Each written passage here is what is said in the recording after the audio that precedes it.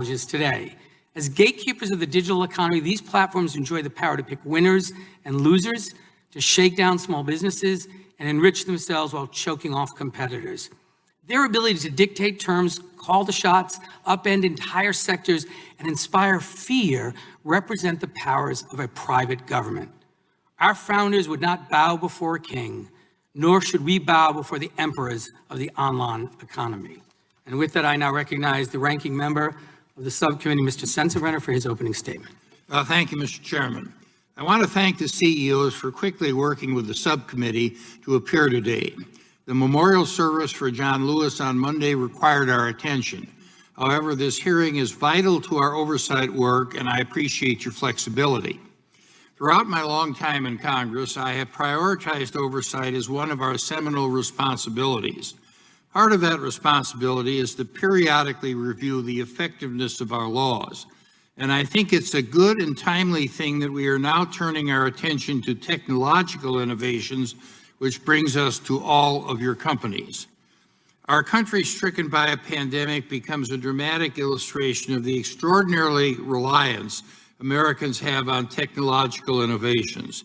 In these unexpected and unprecedented times, your companies have provided innovations so our nations can meet a myriad of our daily needs. The delivery of groceries, virtual visits with doctors, connecting socially distant families, or keeping our small and large businesses connected. With that responsibility comes an increased scrutiny of your dominance in the marketplace. I want to reiterate something I've said throughout this investigation. Being big is not inherently bad. Quite the opposite. In America, you should be rewarded for success. We are here to better understand the role your companies have in the digital marketplace, and importantly, the effect they have on consumers and the public at large. You lead some of today's most powerful companies, and my colleagues and I have a great interest about what your companies do with that accumulated power. We also know that the tech marketplace is driven by data. So it follows that those who control the data, in essence, control the marketplace. There are broader questions surrounding data. However, who owns the data? What responsibilities do companies have to share it with their customers or their competitors? What is the fair market value of that data? Is there anything monopolistic in acquiring this data? And what about monetizing it? These are complex issues that Congress, regulators, and even your own companies are wrestling with in the current technological landscape, and the answers to which we owe the American consumers. Since the tech investigation began, we have heard rumblings from many who are quick to say your successful companies have grown too large. Since this hearing was announced, it seems that those complaints have gotten even louder. While I find these complaints informative, I don't plan on litigating each of these complaints today. Antitrust law and the consumer welfare standard have served this country well for over a century. Those laws have provided the framework and creativity to make way for some of our most successful and innovative companies. I will be the first to highlight that. However, as the business landscape evolves, we must ensure that our existing antitrust laws are applied to meet the needs of our country and its consumers.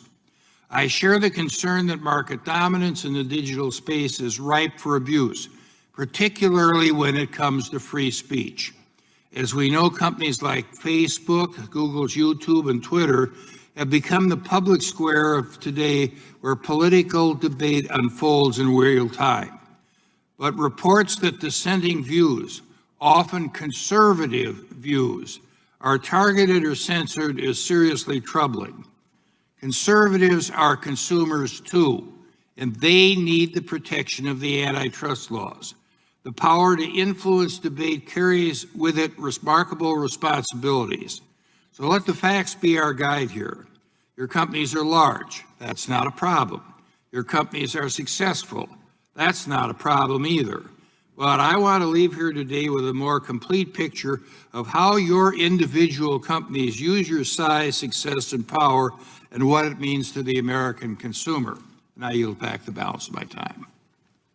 I thank the gentleman. Now the chair now recognizes the distinguished chairman of the full committee, the gentleman from New York, Mr. Nadler, for his opening statement. Thank you, Mr. Chairman. I want to thank you, Ranking Member Sensenbrenner, and the subcommittee members for the tremendous effort that you have all put into the subcommittee's investigation. I appreciate your calling this hearing today so that we can hear directly from the leaders of Amazon, Apple, Facebook, and Google, and I look forward to an important dialogue. Today, it is effectively impossible to use the internet without using, in one way or another, the services of these four companies. I have long believed, with Thomas Jefferson and Louis Brandeis, that concentration of power in any form, especially concentration of economic or political power, is dangerous to a democratic society. That is why we must examine these and other companies that play a dominant role in our economy and in our society, and ensure that our antitrust laws give enforcers the tools they need to preserve a healthy marketplace. These principles have guided this committee's year-long investigation into competition in digital markets, and they are the lens through which I approach today's hearing. The open internet has delivered enormous benefits to Americans, including a surge of economic opportunity, massive investment, and new pathways for education online. But there is growing evidence that a handful of corporations have come to capture an outsized share of online commerce communications. From providing the dominant search platform, retail platform, and online messaging platform, to providing the underlying mapping services and cloud computing on which hundreds of thousands of other businesses rely, these dominant platforms now comprise the essential infrastructure for the 21st century. By virtue of controlling essential infrastructure, these companies have the ability to control access to markets. In some basic ways, the problem is not unlike what we faced 130 years ago, when railroads transformed American life, both enabling farmers and producers to access new markets, but also creating a key chokehold that the railroad monopolies could exploit. Railroads notoriously abuse this gatekeeper power in a variety of ways. They charge tolls, extorting the producers reliant on their rails. They discriminated among farmers, picking winners and losers across the economy. And by expanding into lines of business that competed directly with producers, they could use their dominance in transportation to favor their own services. These tactics by the railroads spurred fury and despair across the country. Congress initiated investigations to document these problems and enacted legislative solutions to halt and outlaw these anti-competitive practices in the railroad industry and other industries dominated by unregulated monopolies and trusts. Importantly, congressional oversight and legislative reforms during this period did not prevent or encumber the inexorable arrival of new technology or human progress. Instead, Congress recognized that these powerful new technologies had reshaped the balance of power in our economy, and that it was the role of Congress to ensure that the new monopolists could not abuse their power. Today, the digital economy poses similar challenges. While the underlying technology is dramatically different, of course, new digital intermediaries have the ability to control access to critical markets.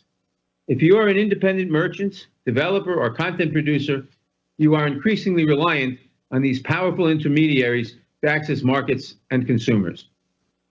Across the economy, many businesses live in fear of exclusion from these platforms, a fact that some companies have shared with the committee over the past year during this investigation.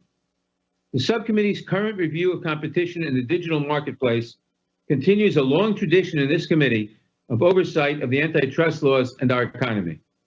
From the days of Chairman Emanuel Seller, the House Judiciary Committee and its antitrust subcommittee have conducted careful, fact-based inquiries into industrial sectors showing signs of consolidation and anti-competitive conduct. This has continued on a bipartisan basis over the years, from Chairman Brooks and Hyde to Chairman Sensenbrenner and Conyers and others. As a 1950 report from the then-named Subcommittee on Monopoly Power described our mandate, quote, "It is the province of this subcommittee to investigate factors which tend to eliminate competition, strengthen monopolies, injure small businesses, or promote undue concentration of economic power, to ascertain the facts and to make recommendations based on those findings." Following in this proud tradition, our investigation has held hearings with industry and government witnesses, consultations with subject matter experts, and the careful and at times painstaking review of large volumes of evidence provided by industry participants and regulators. While ultimately it is the responsibility of the antitrust enforcement agencies to enforce the law, Congress has an obligation to assess whether existing antitrust laws and competition policies and the will to enforce those laws and policies are adequate to address the competition issues facing our country and to take action if they are found to be lacking. Given the dominant role that these four companies play in our economy and our society, it is only reasonable that our careful examination of the antitrust laws begin with them. I appreciate the participation of all of our witnesses today. Our investigation would not be complete. Indeed, it has hardly begun without hearing directly from the decision makers at these companies, and I look forward to their testimony and to today's discussion. I yield back the balance of my time. I thank the gentleman, and I now recognize the ranking member of the full committee, the gentleman from Ohio, Mr. Jordan, for his opening statement. Thank you, Mr. Chairman. And I also want to thank the ranking member of this subcommittee, Mr. Sensenbrenner. I'm not sure how many more committee hearings this subcommittee or the full committee are going to have this Congress, but I want to thank Jim for his great work for the constituents of his district in Wisconsin for this many years and for the work he has done for this entire committee. I'll just cut to the chase. Big tech's out to get conservatives. That's not a suspicion. That's not a hunch. That's a fact. July 20th, 2020, Google removes the homepages of Breitbart and the Daily Caller. Just last night, we learned Google has censored Breitbart so much traffic has declined 99%. June 16th, 2020, Google threatens to demonetize and ban the Federalist. April 19th, 2020, Google and YouTube announce a policy censoring the content that conflicts with recommendations of the World Health Organization. Now think about that. The World Health Organization, the organization that lied to us, the organization that shilled for China. And if you contradict something they say, they can say whatever they want. They can lie for China. They can shill for China. You say something against them, you get censored. June 29th, 2020, Amazon bans President Trump's account on Twitch after he raises concerns about defunding the police. June 4th, 2020, Amazon bans a book critical of the coronavirus lockdowns written by a conservative commentator. May 27th, 2020, Amazon Smile won't let you give to the Family Research Council and the Alliance Defense Fund, but you can give to Planned Parenthood. Facebook, June 19th, 2020, takes down post from President Trump's re-election campaign. November 1st, 2018, Facebook silences a pro-life organization's advertisement. May 19th, 2016, former Facebook employees admit Facebook routinely suppresses conservative views. And I haven't even mentioned Twitter, who we actually invited, Mr. Chairman. We asked for you guys to invite them as one of our witnesses. You guys said no. I haven't even mentioned them. 2 years ago, they shadow banned 2 members of this committee. 4 members of Congress were shadow banned 2 years ago. 435 in the House, 100 in the Senate, 535. Only 4. Only 4. Gates, Meadows, Nunes, Jordan. Only 4 get shadow banned. And of course, what did Mr. Dorsey tell us?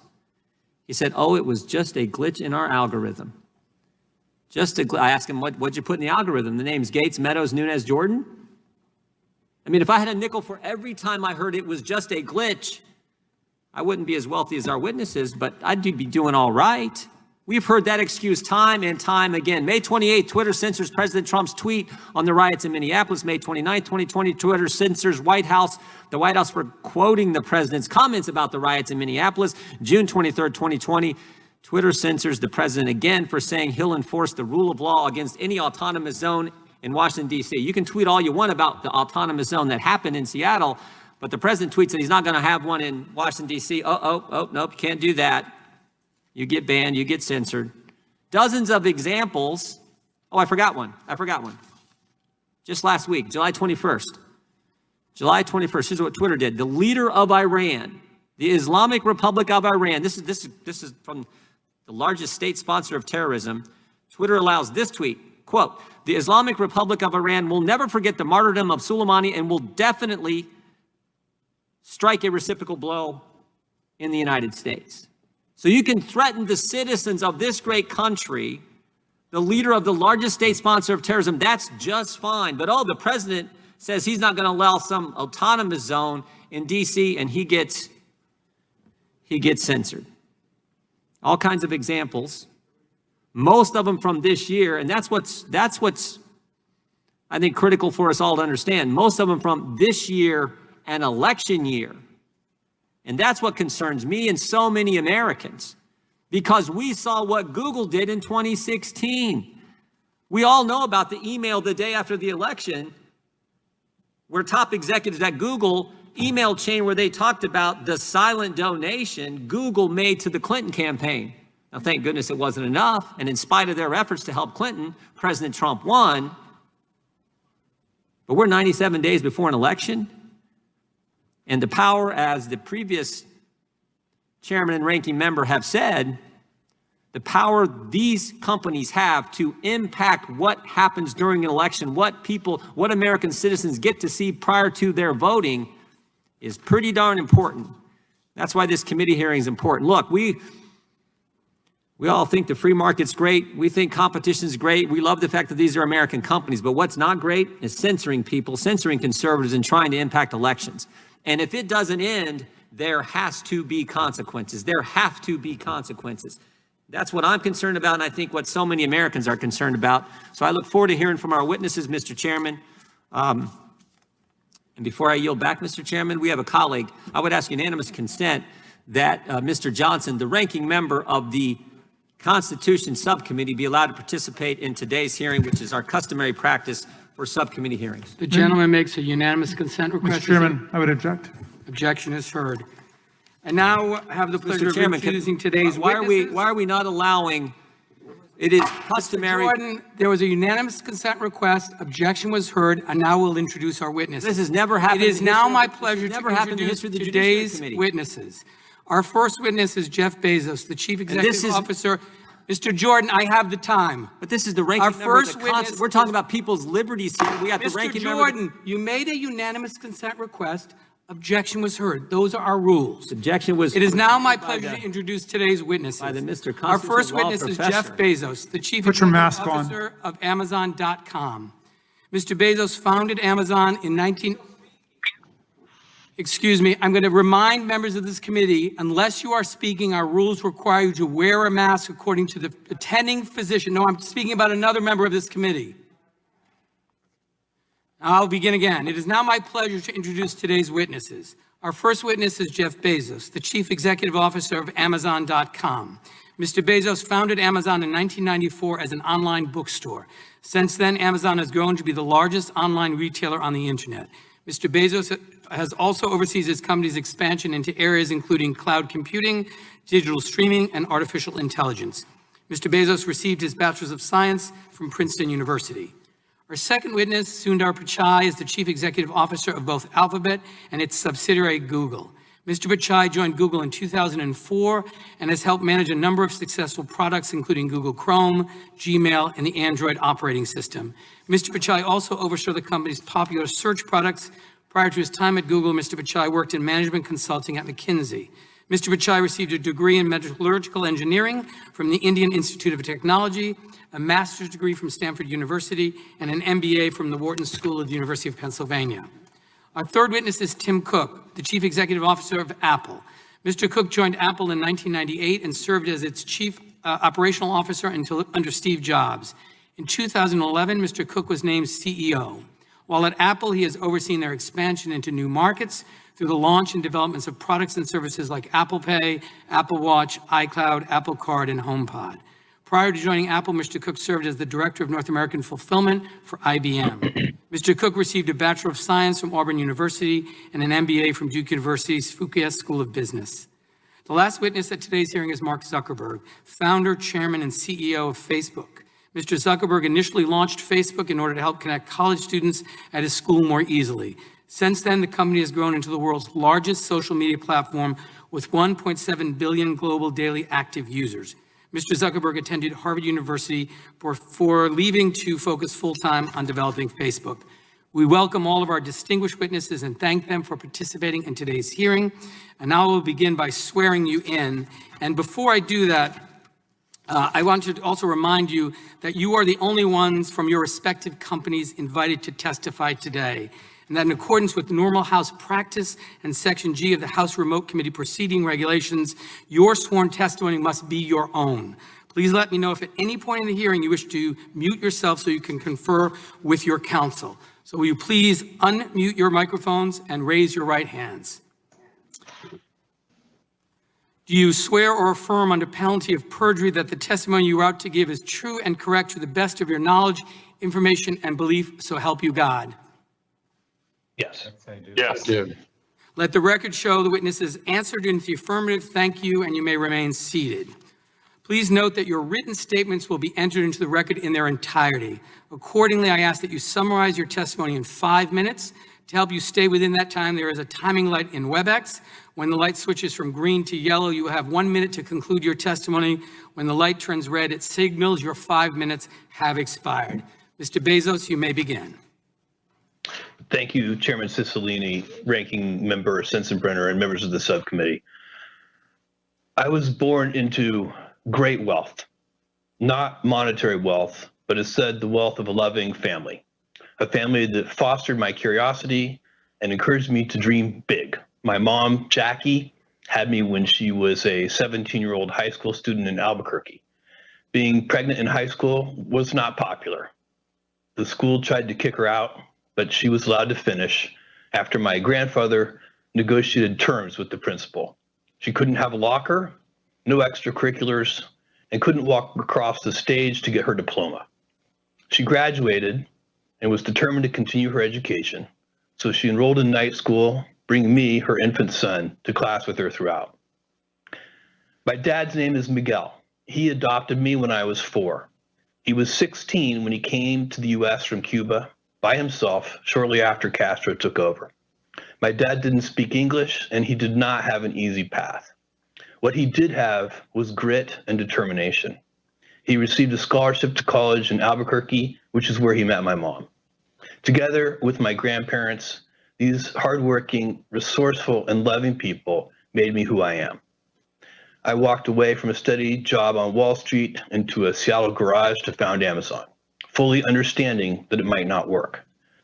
It feels like just yesterday I was driving the packages to the post office myself, dreaming that one day we might afford a forklift.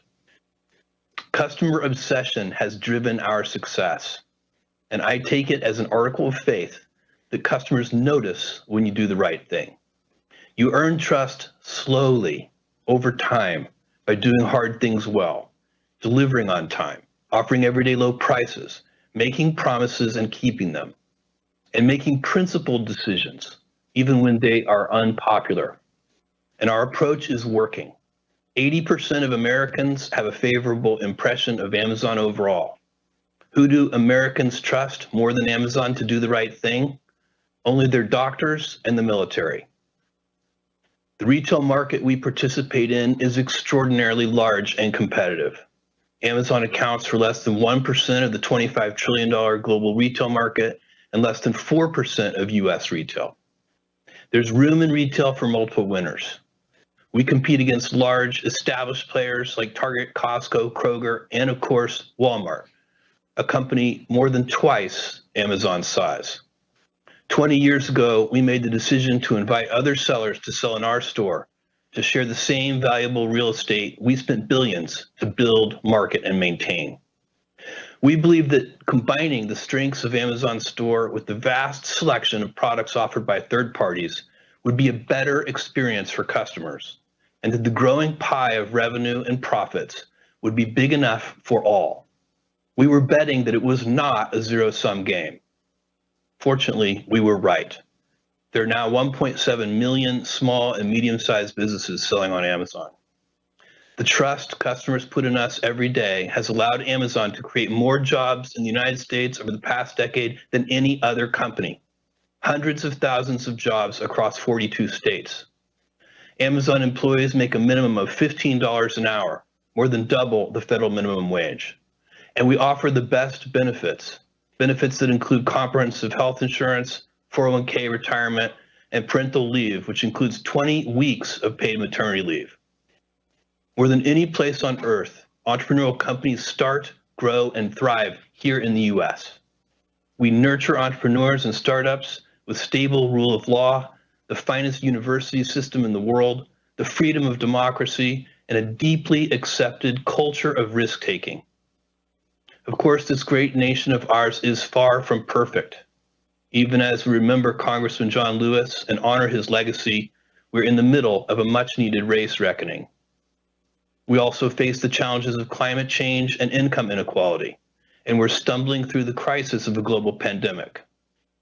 Still, with all of our faults and problems, the rest of the world would love even the tiniest sip of the elixir we have here in the US. Immigrants like my dad see what a treasure this country is. They have perspective and often can see it even more clearly than those of us who were lucky enough to be born here.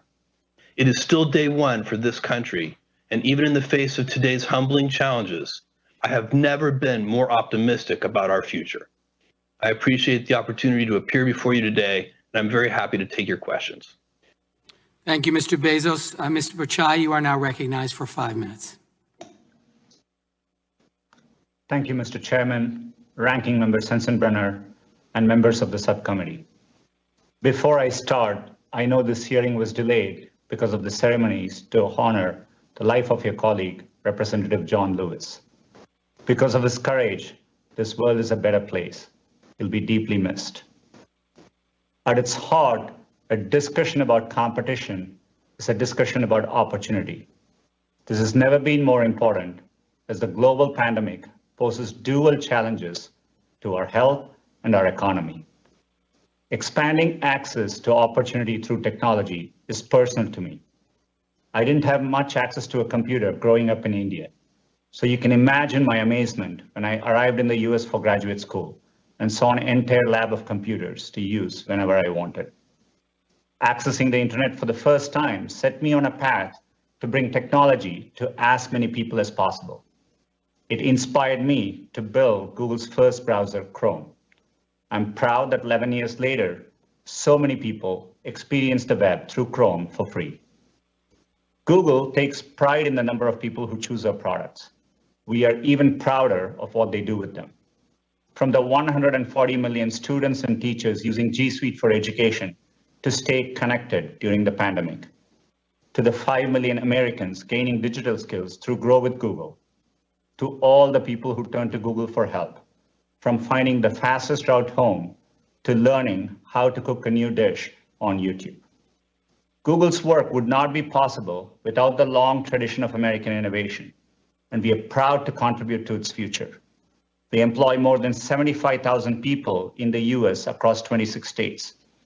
The Progressive Policy Institute estimated that in 2018, we invested more than $20 billion in the US, citing us as the largest capital investor in America that year, and one of the top 5 for the last 3 years. One way we contribute is by building helpful products.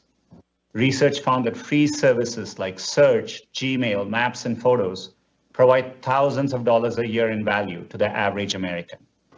And many are small businesses using our digital tools to grow.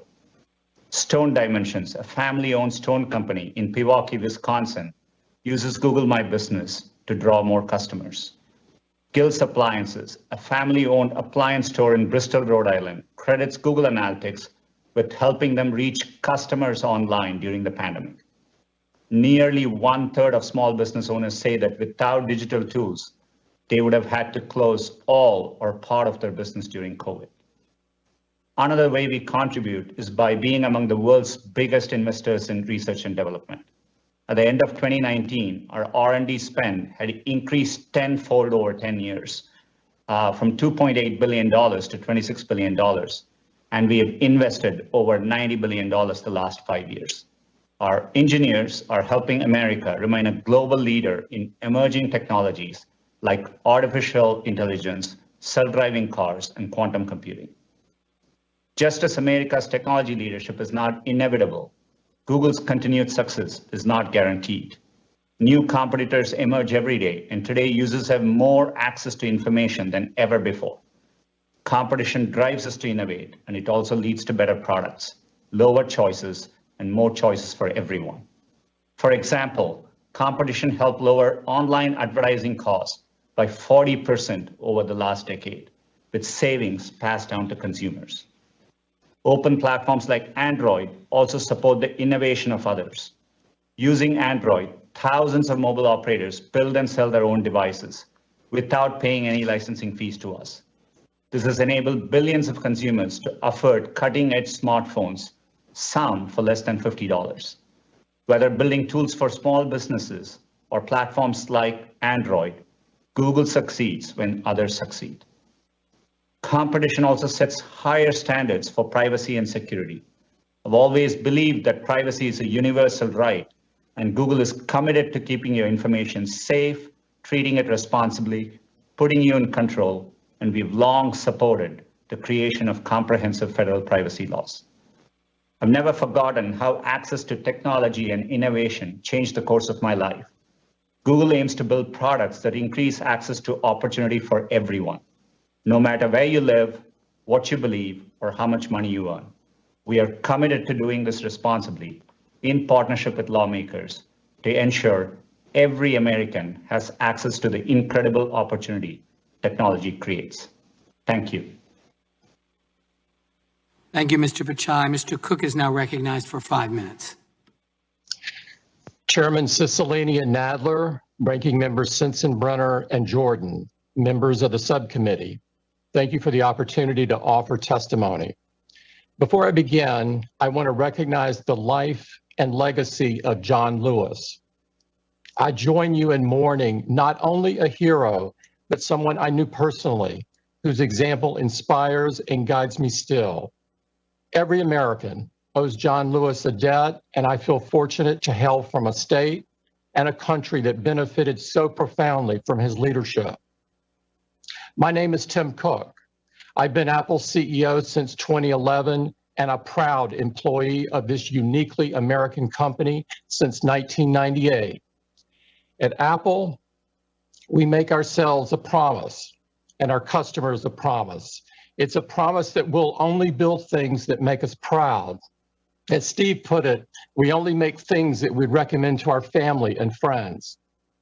You can try to define this difference in a lot of ways. You can call it the seamless integration of hardware and software. You can call it simplicity of design or a great ecosystem. All of those things are true. But if you want to put it simply, products like iPhone just work. When customers consistently give iPhone a 99% satisfaction rating, that's the message they're sending about the user experience. But we also know that customers have a lot of choices and that our products face fierce competition. Companies like Samsung, LG, Huawei, and Google have built successful businesses with different approaches. We're okay with that. Our goal is the best, not the most. In fact, we don't have a dominant share in any market or in any product category where we do business. What does motivate us is that timeless drive to build new things that we're proud to show our users. We focus relentlessly on those innovations, on deepening core principles like privacy and security, and on creating new features. In 2008, we introduced a new feature of the iPhone called the App Store. Launched with 500 apps, which seemed like a lot at the time, the App Store provided a safe and trusted way for users to get more out of their phone. We knew the distribution options for software developers at the time didn't work well. Brick and mortar stores charged high fees and had limited reach. Physical media like CDs had to be shipped and were hard to update. From the beginning, the App Store was a revolutionary alternative. App Store developers set prices for their apps and never pay for shelf space. We provide every developer with cutting-edge tools like compilers, programming languages, and more than 150,000 essential software building blocks called APIs. The App Store guidelines ensure a high-quality, reliable, and secure user experience. They are transparent and applied equally to every developer. For the vast majority of apps, developers keep 100% of the money they make. The only apps that are subject to a commission are those where the developer acquires a customer on an Apple device and where the features or services would be experienced and consumed on an Apple device. In the App Store's more than 10-year history, we have never raised the commission or added a single fee. In fact, we've reduced it for subscriptions and exempted additional categories of apps. I'm here today because scrutiny is reasonable and appropriate. We approach this process with respect and humility, but we make no concession on the facts. What began as 500 apps is now more than 1.7 million, only 60 of which are Apple software. If Apple is a gatekeeper, what we've done is open the gate wider. We want to get every app we can on the store, not keep them off. The App Store's economic contributions are significant. The ecosystem is responsible for 1.9 million jobs in all 50 states, and it facilitated $138 billion in commerce in the U.S. in 2019 alone. I share the committee's belief that competition promotes innovation, that it makes space for the next great idea, and that it gives consumers more choices. Since Apple was founded, these things have defined us. The first Mac brought opportunity and possibility into the home. The iPod helped musicians and artists to share their creations and be paid fairly for it. This legacy does much more than make us proud. It inspires us to work tirelessly to make sure tomorrow will be even better than today. Thank you very much. I look forward to responding to your questions. Thank you, Mr. Cook. Mr. Zuckerberg is now recognized for 5 minutes. Thank you. Before I begin, I want to add my voice to those honoring Congressman John Lewis and his service to our country.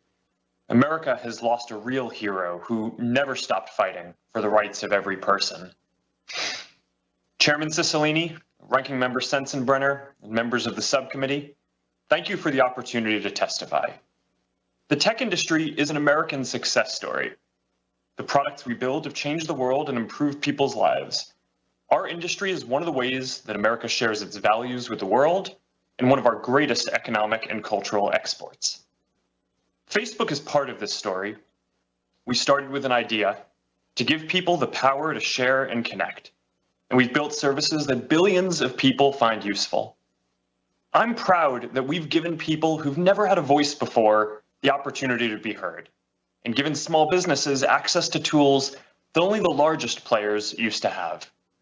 Since COVID emerged, I'm proud that people have used our services to stay in touch with friends and family who they can't be with in person, and to keep their small businesses running online when physical stores are closed.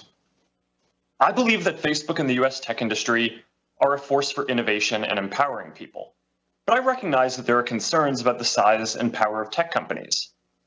Our services are about connection, and our business model is advertising, and we face intense competition in both. Many of our competitors have hundreds of millions or billions of users. Some are upstarts, but others are gatekeepers with the power to decide if we can even release our apps in their app stores to compete with them. In many areas, we're behind our competitors. The most popular messaging service in the US is iMessage. The fastest growing app is TikTok. The most popular app for video is YouTube. The fastest growing ads platform is Amazon. The largest ads platform is Google. And for every dollar spent on advertising in the US, less than 10 cents is spent with us. We're here to talk about online platforms, but I think the true nature of competition is much broader. When Google bought YouTube, they could compete against the dominant player in video, which was the cable industry. When Amazon bought Whole Foods, they could compete against Kroger's and Walmart. When Facebook bought WhatsApp, we could compete against telcos who used to charge 10 cents a text message, but not anymore. Now people can watch video, get groceries delivered, and send private messages for free. That's competition. New companies are created all the time, all over the world. And history shows that if we don't keep innovating, someone will replace every company here today. And that change can often happen faster than you expect. Of the 10 most valuable companies a decade ago, only 3 still make that list today. And if you look at where the top technology companies come from, a decade ago, the vast majority were American. Today, almost half are Chinese. Aside from competition, there are other serious issues related to the internet, including questions about elections, harmful content, and privacy. And while these are not antitrust issues and are not specifically the topic of today's hearing, I recognize that we are often at the center of these discussions. We build platforms for sharing ideas, and important debates play out across our services. I believe that this ultimately leads to more progress, but it means we often find ourselves in the middle of deep disagreements about social issues and high-stakes elections. I personally don't believe that private companies should be making so many decisions about these issues by themselves. And that's why last year, I made the case that there needs to be new regulation for the internet. Facebook stands for a set of basic principles: giving people voice and economic opportunity, keeping people safe, upholding democratic traditions like freedom of expression and voting, and enabling an open and competitive marketplace. These are fundamental values for most of us, but not for everyone in the world. Not for every company we compete with or the countries they represent. And as global competition increases, there is no guarantee that our values will win out. I'm proud of the services we build and how they improve people's lives. We compete hard. We compete fairly. We try to be the best. That's what I was taught matters in this country. And when we succeed, it's because we deliver great experiences that people love. Thank you, and I look forward to answering your questions. Thank you, and I thank the witnesses for your opening statements. Before I begin recognizing members for questioning under the 5-minute rule, without objection, I'm going to enter into the hearing record the documents and exhibits majority members will be referencing in their questioning today. These materials have been distributed to the witnesses. I will now recognize myself for 5 minutes. Mr. Bachai, over 85% of all online searches go through Google. Every online company in the United States depends on Google to reach users. A business may sink or swim based on Google's decisions alone. Numerous online businesses told us that Google steals their content and privileges its own sites in ways that profit Google but crush everyone else. Most businesses asked to stay anonymous due to fears that Google would retaliate against them. One entrepreneur, Brian Warner, told us his website was thriving until Google stole his content. After Google's decision, traffic to his website dropped by 80%. He had to downsize his business and lay off half his staff. He told us, and I quote, "If someone came to me with an idea for a website or a web service today, I'd tell them to run as far away from the web as possible. Launch a lawn care business or dog grooming business, something Google can't take away as soon as he or she is thriving." So my first question, Mr. Bachai, is why does Google steal content from honest businesses? Mr. Chairman, with respect, I disagree with that characterization. Just last week, I met with many small businesses.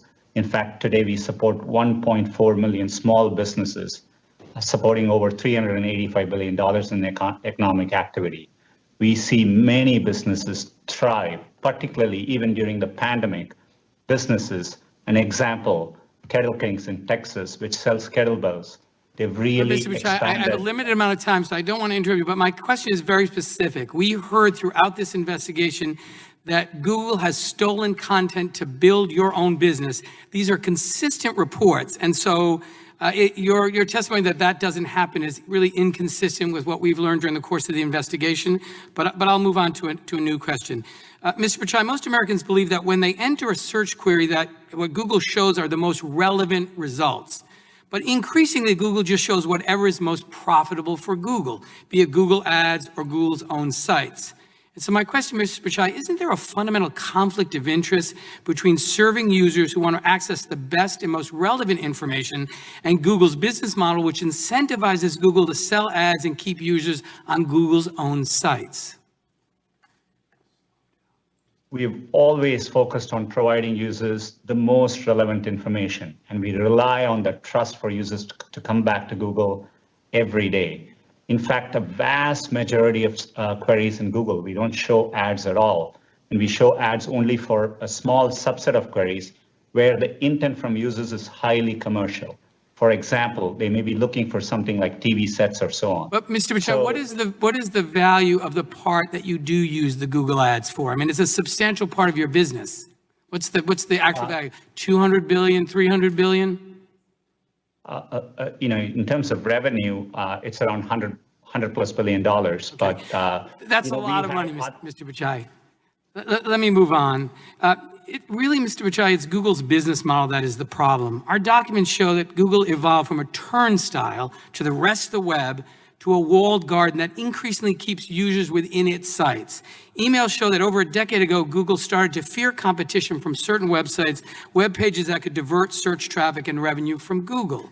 These documents show that Google staff discussed the proliferating threat, is how it was described, that these web pages pose to Google. Any traffic lost to other sites was a loss in revenue. One of Google's memos observed that certain websites were getting, and I quote, too much traffic. So Google decided to put an end to that. Mr. Bachai, you've been at Google since 2004. Were you involved in these discussions about the threat from vertical search? Congressman, without knowing the specifics, it's, I'm not fully clear of the context, but definitely when we look at vertical searches, it validates the competition we see. For example, when users come looking to shop online, independent studies show that over 55% of product searches originate with Amazon and over 70% originate with the major e-commerce companies. In the few categories which are commercial in nature, we see vigorous competition, be it travel, be it real estate, and we are working hard. Well, let me ask very specifically, Mr. Bachai. The evidence that we collected shows that Google pursued a multi-pronged attack. First, Google began to steal other web pages' content. For example, in 2010, Google stole restaurant reviews from Yelp to bootstrap its own rival local search business. Mr. Bachai, do you know how Google responded when Yelp asked you to stop stealing their reviews? Well, I'll tell you, our investigation shows that Google's response was to threaten to delist Yelp entirely. In other words, the choice Google gave Yelp was let us steal your content or effectively disappear from the web. Mr. Bachai, isn't that anti-competitive? Congressman, when I run the company, I'm really focused on giving users what they want. We conduct ourselves to the highest standard. Happy to engage, understand the specifics, and answer your questions further. Thank you. And just one final series of questions, Mr. Bachai. Did Google ever use its surveillance over web traffic to identify competitive threats? Congressman, just like other businesses, we try to understand trends from data which we can see, and we use it to improve our products for our users.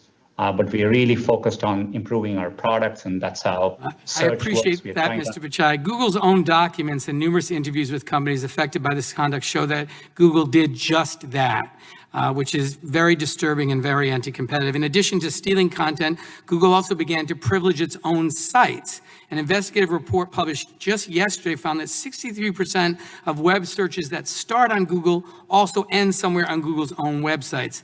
And to me, that's evidence that Google is increasingly a walled garden, which keeps users on Google sites, even if Google doesn't have the most relevant information and it's economically catastrophic for other companies online. And so my time is running out, but Mr. Bachai, I'll just end by saying the evidence seems very clear to me. As Google became the gateway to the internet, it began to abuse its power. It used its surveillance over web traffic to identify competitive threats and crush them. It has dampened innovation and new business growth, and it's dramatically increased the price of accessing users on the internet, virtually ensuring that any business that wants to be found on the web must pay Google a tax. And with that, I recognize the ranking member of the subcommittee, Mr. Sensenbrenner, for his first round of questions. Thank you very much, Mr. Chairman. I've been in Congress 42 years. That's coming to an end at the end of this year. I'm breathing a sigh of relief. But during that period of time, during the decade of the 90s and the zeros, I was involved as chairman of the Science Committee and chairman of this committee, and trying to make the net universal, and open it up to everybody.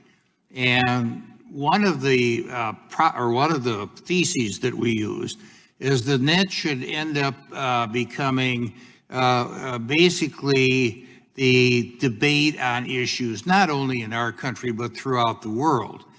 And in exchange for that, this committee and the Congress gave internet service providers immunity. So if somebody said something defamatory in what they posted, the ISPs could not be a part of a lawsuit for defamation.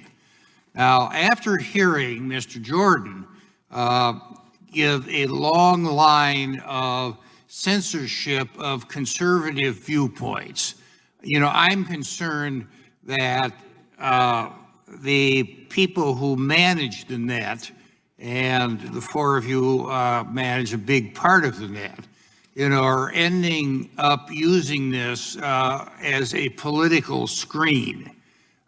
Conservatives are consumers too.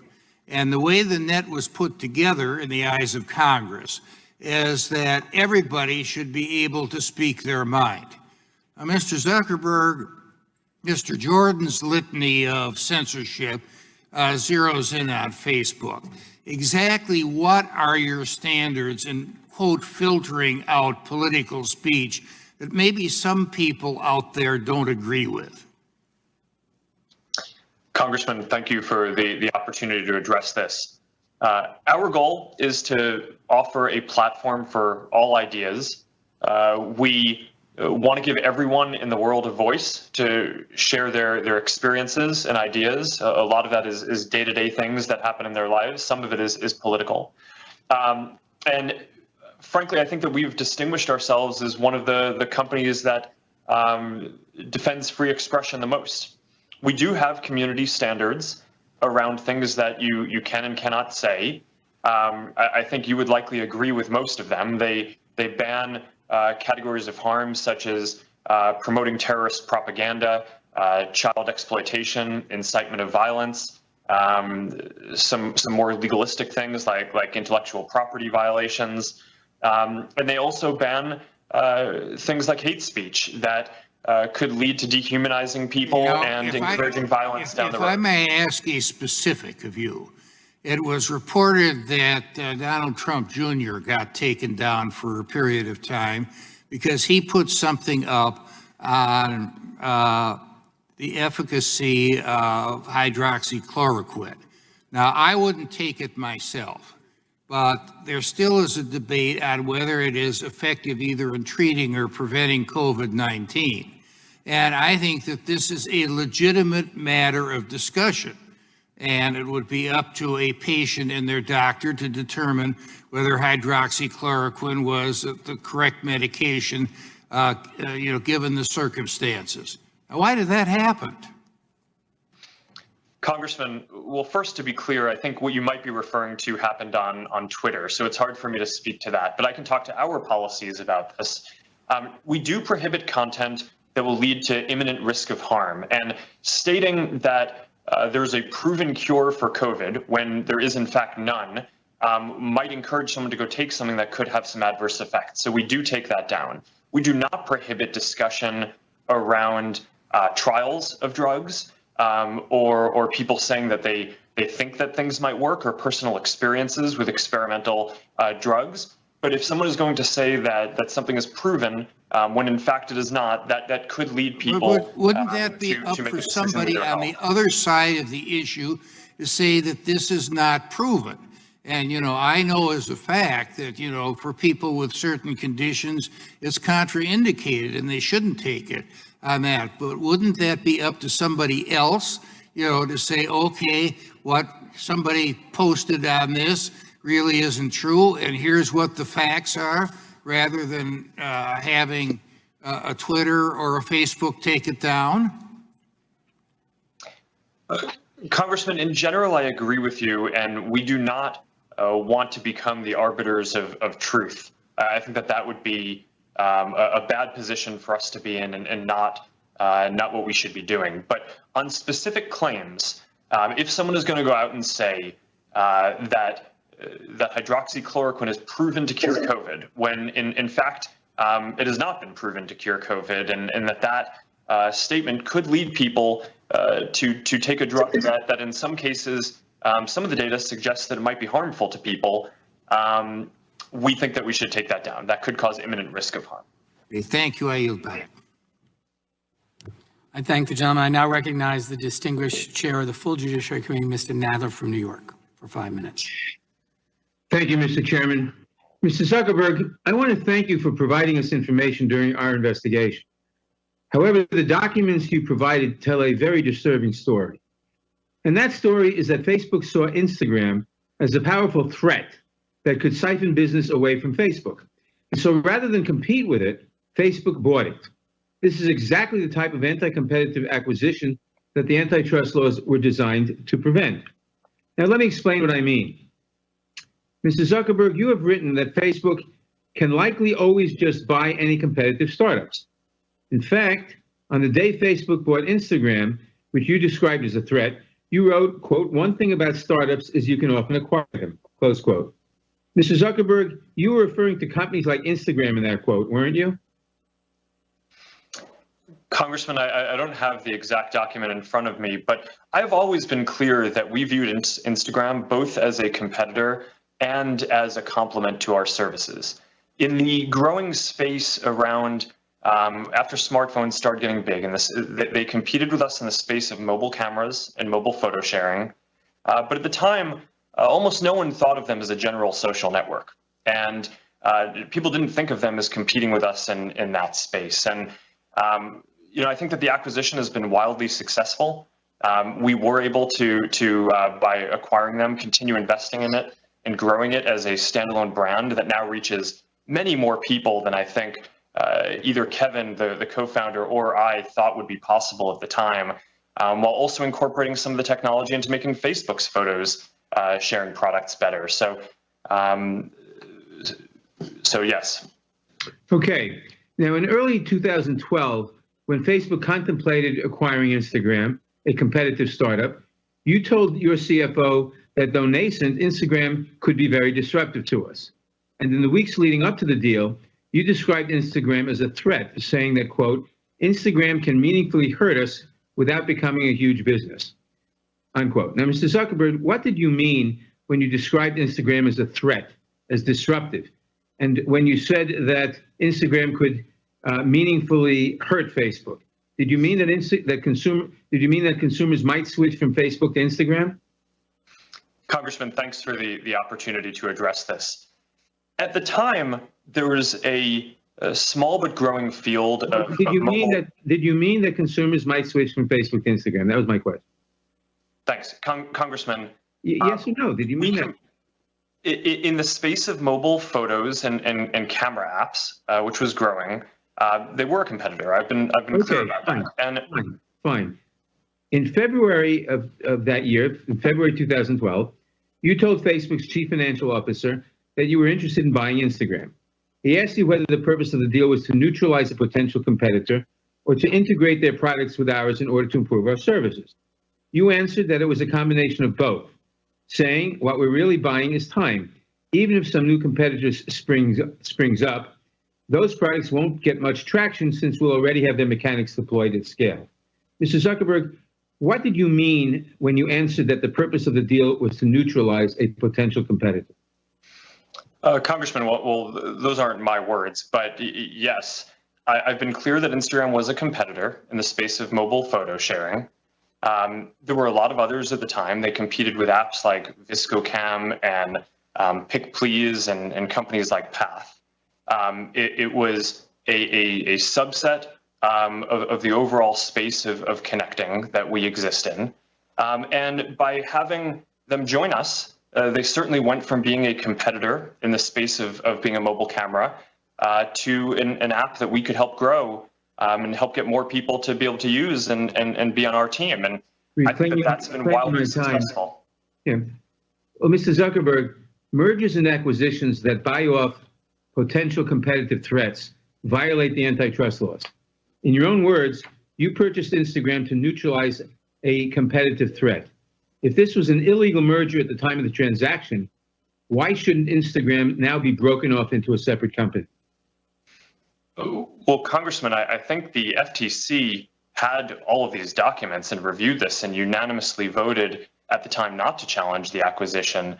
I mean, I think with hindsight, it probably looks like obvious that Instagram would have reached the scale that it has today, but at the time it was far from obvious. A lot of the competitors that they competed with in mobile sharing, including companies like Path, which were hot at the time and had great founders and entrepreneurs running them. Dave Moore and I worked closely with him. I don't even think Path exists today. It was not a guarantee that Instagram was going to succeed. The acquisition has done wildly well, largely because not just of the founders' talent, but because we invested heavily in building up the infrastructure and promoting it and working on security and working on a lot of things around this. And I think that this has been an American success story. Well, thank you. Mr. Zuckerberg, you're making my point. In closing, Mr. Chairman, I want to end where I began. Facebook, by Mr. Zuckerberg's own admission and by the documents we have from the time, Facebook saw Instagram as a threat that could potentially siphon business away from Facebook. And so rather than compete with it, Facebook bought it. This is exactly the type of anti-competitive acquisition that the antitrust laws were designed to prevent. This should never have happened in the first place. It should never have been permitted to happen, and it cannot happen again. I yield back. Thank you, Mr. Chairman. I would remind the witness that the failures of the FTC in 2012, of course, do not alleviate the antitrust challenges that the chairman described. And with that, I'm going to recognize the gentleman from Colorado, and again, thank him for co-hosting one of the most important field hearings we had along with Mr. Neguse in Colorado that I think was very critical in this investigation. And you're recognized from 5 minutes, Mr. Buck. Thank you, Mr. Chairman. And I want to offer my appreciation to you for the bipartisan way that you have approached the subcommittee's investigation. I want to start by saying that capitalism is the greatest instrument for freedom this world has ever seen. Capitalism has given the United States the freedom and means to defeat the Soviet Union, beat back fascism, and put a man on the moon. This economic system has lifted millions out of poverty. It has made America the freest, most prosperous nation in the world. Our witnesses have taken ideas born out of a dorm room, a garage, a warehouse, and built these dreams into 4 of the biggest power players in the digital global economy. You have all enjoyed the freedom to succeed. Now, let me be clear. I do not believe big is necessarily bad. In fact, big is often a force for good. However, I want to address one particularly disturbing issue.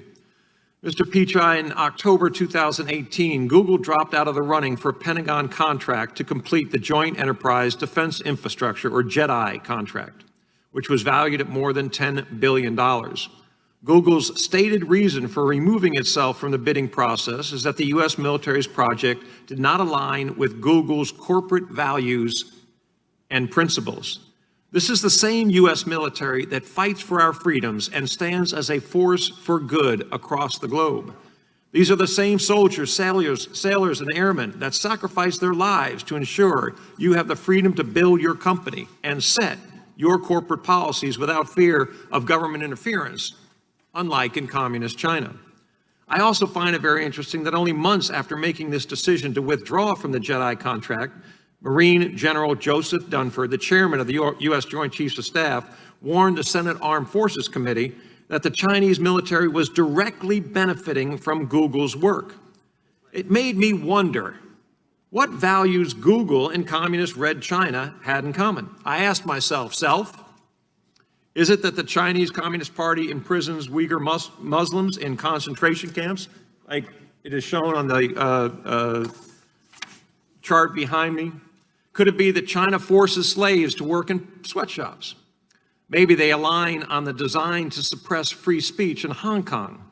Did Google agree with CCP's decision to lie to the world about the COVID-19 pandemic? Then I thought about Google's Dragonfly experiment. I wondered if perhaps you agreed with the Chinese government's use of technology platforms to spy on its own people and enforce draconian security laws. Maybe it's that your company is aligned with the Chinese Communist Party's corporate espionage policies, where the strategy is to steal whatever can't be produced domestically. These values that allow Google to work with the Chinese military but not the U.S. military help explain why Google wouldn't think twice about blatantly stealing a competitor's product, right down to the watermark, without any hint of attribution. Mr. Pichai, during our field hearing in my home state of Colorado, I heard a story that sounded so brazen and contrary to free market principles that I thought it must have been straight from the Chinese Communist Party's corporate espionage playbook. Google took advantage of a company that relied on your search engine to build its brand and compete. Google misappropriated lyrics from Genius Media Group's website and published those lyrics on Google's own platform.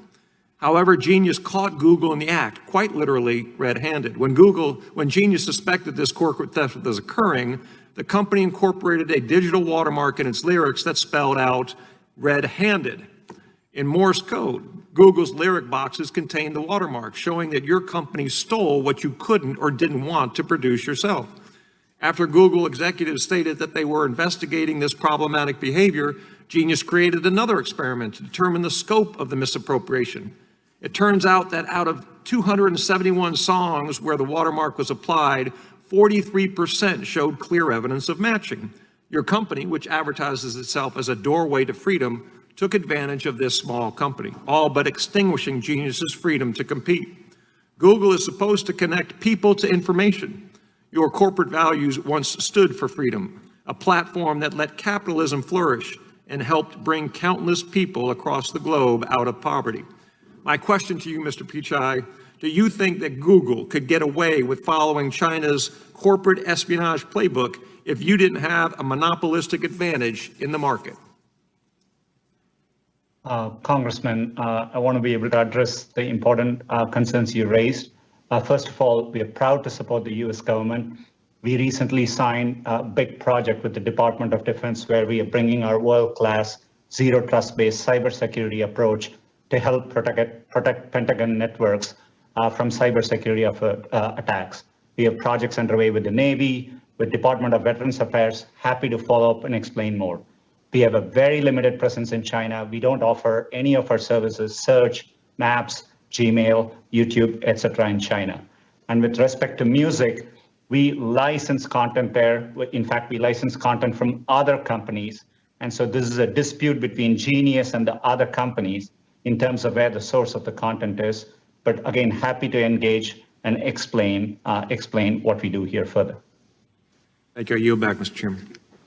Thank the gentleman. I now recognize the gentleman from Georgia, Mr. Johnson, for 5 minutes.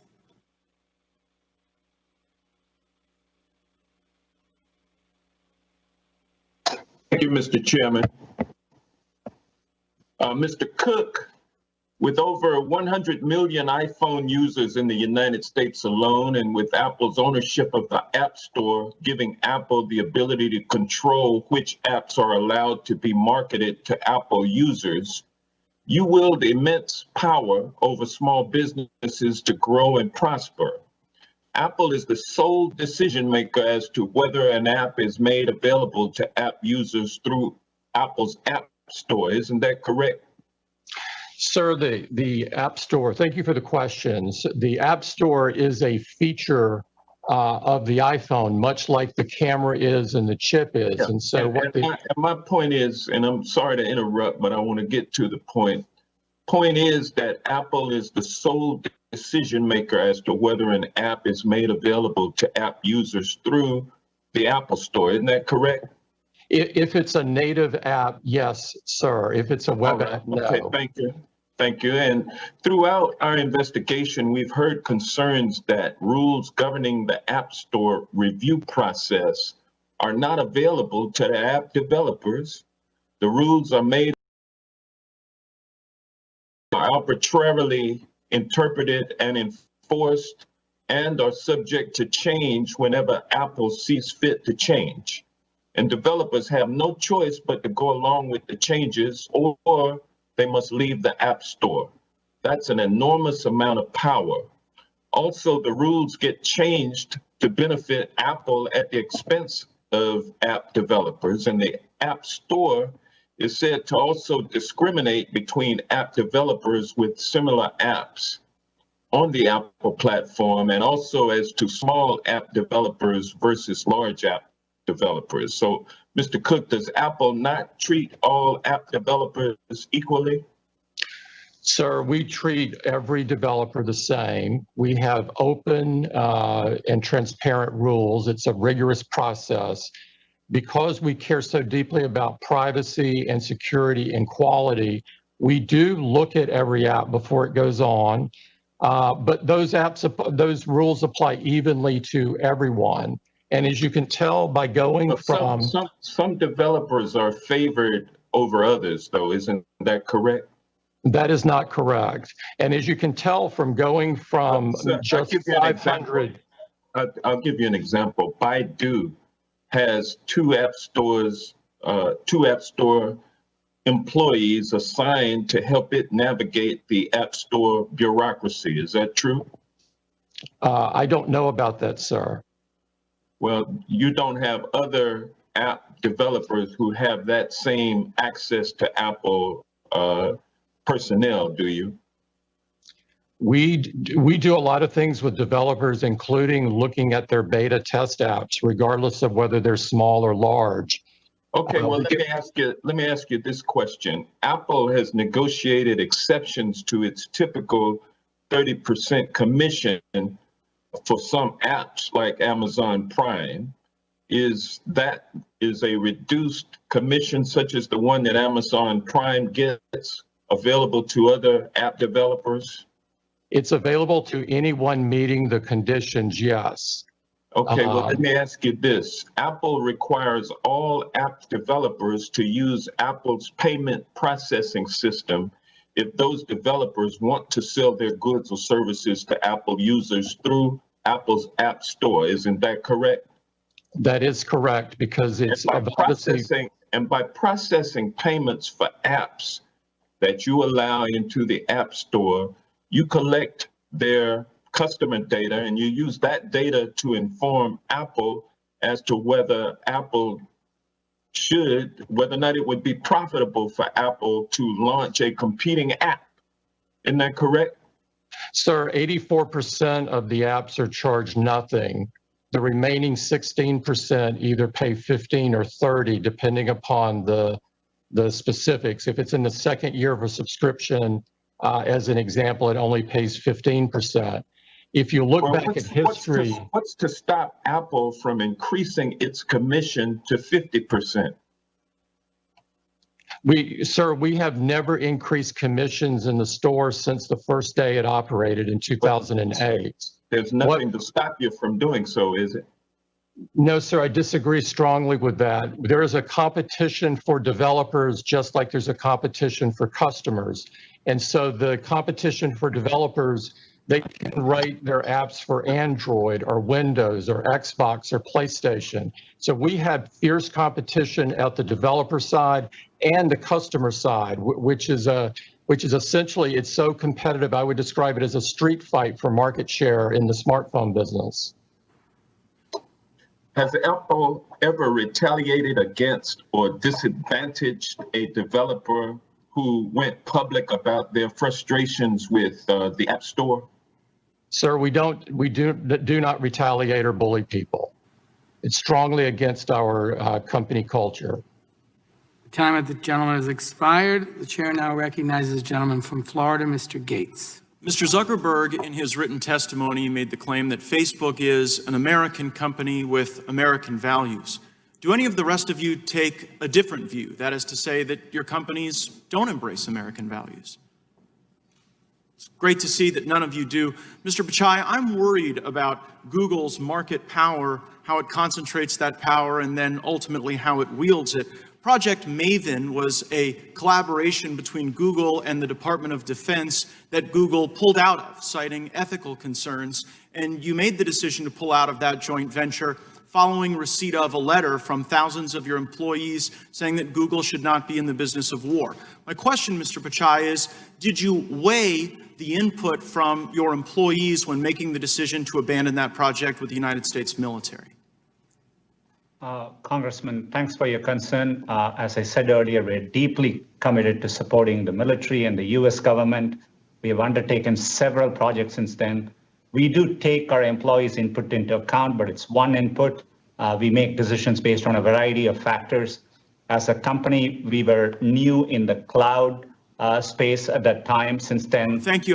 That's a sufficient answer that you did take their feedback into account. And in fact, some of your Googlers have recently sent you a letter where they've asked you to exit other partnerships as a consequence of ethical concerns. They've asked you to stop doing business with American law enforcement, saying that police broadly uphold white supremacy and that Google should not be engaged in any services to police. And as you well know, you provide some of the most basic services to police like email, but you also provide services that help keep our cops safe when they're doing their job. And so my question is here in front of Congress and the American people, will you take the pledge that Google will not adopt the bigoted anti-police policy that is requested in the most recent letter? Congressman, we have a long track record of working with law enforcement when it is supported by due process and the law. We push back against overbroad requests. We are transparent about the requests we get, but we have a long history of following the law and cooperating with law enforcement. I understand the history. I'm asking about the future. To the law enforcement that are watching today, can they rest assured that under your leadership, Google will not adopt these bigoted anti-police policies? Congressman, we are committed to continuing to work with law enforcement in a way that's consistent with law and due processes in the U.S.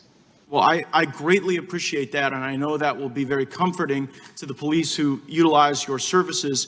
You mentioned earlier in the discussion about China that your engagement in China was very limited, but yet Google has an AI China Center.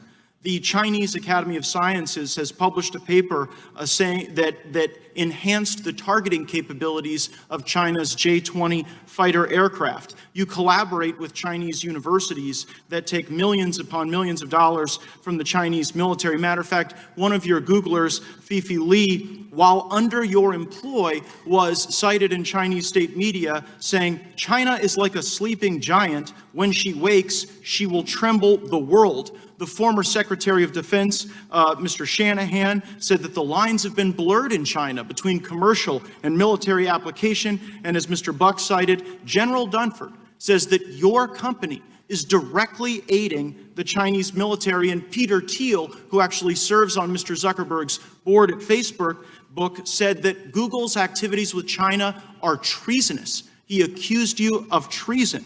So why would an American company with American values so directly aid the Chinese military, but have ethical concerns about working alongside the U.S. military on Project Maven? And I understand your point about cybersecurity and those things, but Project Maven was a specific way to ensure that our troops are safe on the battlefield. And if you have no problem making the J-20 Chinese fighter more effective in its targeting, why wouldn't you want to make America as effective?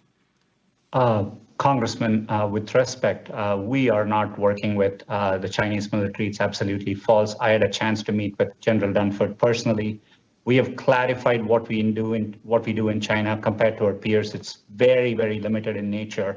Our AI work in China is limited to a handful of people working on open source projects, and happy to share and engage with the office to explain our work in China further. Gosh, I mean, when the chairman of the Joint Chiefs of Staff says that an American company is directly aiding China, when you have an AI center, when you're working with universities, and when your employees are talking about China trembling the world, it seems to really call into question your commitment to our country and our values. I see my time's expired. I hope we have an additional round, Mr. Chairman. I thank the gentleman. I now recognize the gentleman from Maryland, Mr. Raskin, for 5 minutes. Thank you, Mr. Chairman. Mr. Zuckerberg, as you know, the proliferation of fake Facebook accounts was a key tool in the strategy of Russian interference in the American election in 2016. American law enforcement, the Senate, the House, have all found that Vladimir Putin engaged in a sweeping and systematic campaign to undermine American democracy in 2016 and to work for a victory for Donald Trump. In his remarkable book, Mind Blank, and I'm being polite here, Cambridge Analytica and the Plot to Break America, whistleblower Christopher Wiley, who worked for several years at Cambridge Analytica, recounts how the Russian assault on America in Cambridge Analytica's research depended on Facebook. Quote, "When Cambridge Analytica launched in the summer of 2014, Steve Bannon's goal was to change politics by changing culture. Facebook data, algorithms, and narratives were his key weapons. The Cambridge Analytica team used these tools to identify people who exhibited the 3 traits in what they called the dark triad: narcissism, Machiavellianism, and psychopathy. They then proceeded to bombard and activate these people, a small percentage of the American public, but still millions of people, with increasingly dark and manipulative messages from fake Facebook pages both to get them to vote for Trump, but more importantly, to activate them as racists and white nationalists. And he goes on to describe the remarkable success of this campaign, both electorally, but also politically in the country in terms of sowing the terrible racial and ethnic divisions that you see in America today. So they waged a mass campaign of psychological warfare to polarize America around race and religion and to activate racists and anti-Semites. And it worked splendidly for them, but it didn't work so well for America. So Mr. Zuckerberg, which parts of this narrative have you addressed, or are you planning to address, or do you just see that essentially as the cost of being a forum and a marketplace for ideas? Is there nothing that can be done about the use of Facebook to engender social division in America? Congressman, thank you. Since 2016, there have been a lot of steps that we've taken to protect the integrity of elections. We've hired, I think it's more than 30,000 people to work on safety and security. We've built up AI systems to be able to find harmful content, including being able to find more than 50 different networks of coordinated and authentic behavior, basically nation states trying to interfere in elections. Can I pause you? Let me just pause you there for a second, because I'm interested in that. The Stop Hate for Profit campaign is a coalition that includes the Color of Change, the Anti-Defamation League, and other civil rights groups. And they're targeting Facebook right now for a boycott because of the rapid spread of hate messages online, the presence of Boogaloo and other right-wing extremist groups trying to infiltrate and disrupt Black Lives Matter protests, and the fact that alt-right, racist, and anti-Semitic content flourishes on Facebook. So they're asking you to remove these pages and essentially to join the movement for civil rights by not allowing that kind of content. Their boycotters include a lot of big companies, including Patagonia, Levi's, McDonald's, VW, Heineken, and so on. But you seem not to be that moved by their campaign, and I just wonder what you think about what they're asking you to do. Congressman, thanks. We're very focused on fighting against election interference, and we're also very focused on fighting against hate speech. And our commitments to those issues and fighting them go back years before this recent movement. Since 2016, the defenses that the company has built up to help secure elections, not just in the US, but around the world, I think are some of the most advanced that any company or government has in the world now. We routinely now collaborate with law enforcement and intelligence agencies and are able to sometimes identify threats coming from other countries before governments are even able to. In terms of fighting hate, we've built really sophisticated systems. Our goal is to identify it before anyone even sees it on the platform. And we've built AI systems and, as I mentioned, have tens of thousands of people working on safety and security with the goal of getting this stuff down so that way before people even see it. And right now, we're able to proactively identify 89% of the hate speech that we take down before I think it's even seen by other people. So, you know, I want to do better than 89%. I'd like to get that to 99%. But we have a massive investment here. We invest billions of dollars. Just my time's almost out. Can you just address the proliferation of fake accounts? I understand annually you get 6.5 billion fake accounts produced there, but in some sense you have a profit motive that's linked to that because that's what's reported to your investors, the number of accounts. Are you working zealously to try to ferret out these fake accounts that are used to spread hate and disinformation? The gentleman's time has expired, but the witness may answer the question. Congressman, absolutely. We work hard on this. We take down billions of fake accounts a year. A lot of that is just people trying to set up accounts to spam people for commercial reasons. A very small percent of that are nation states trying to interfere in elections, but we're very focused on trying to find those. Having fake and harmful content on our platform does not help our business. It hurts our business. People do not want to see that stuff, and they use our services less when they do. So we are aligned with people in order to take that down, and we invest billions of dollars a year in doing so. Yield back. Thank you. The committee will stand in recess for 10 minutes while we fix a technical feed with one of our witnesses.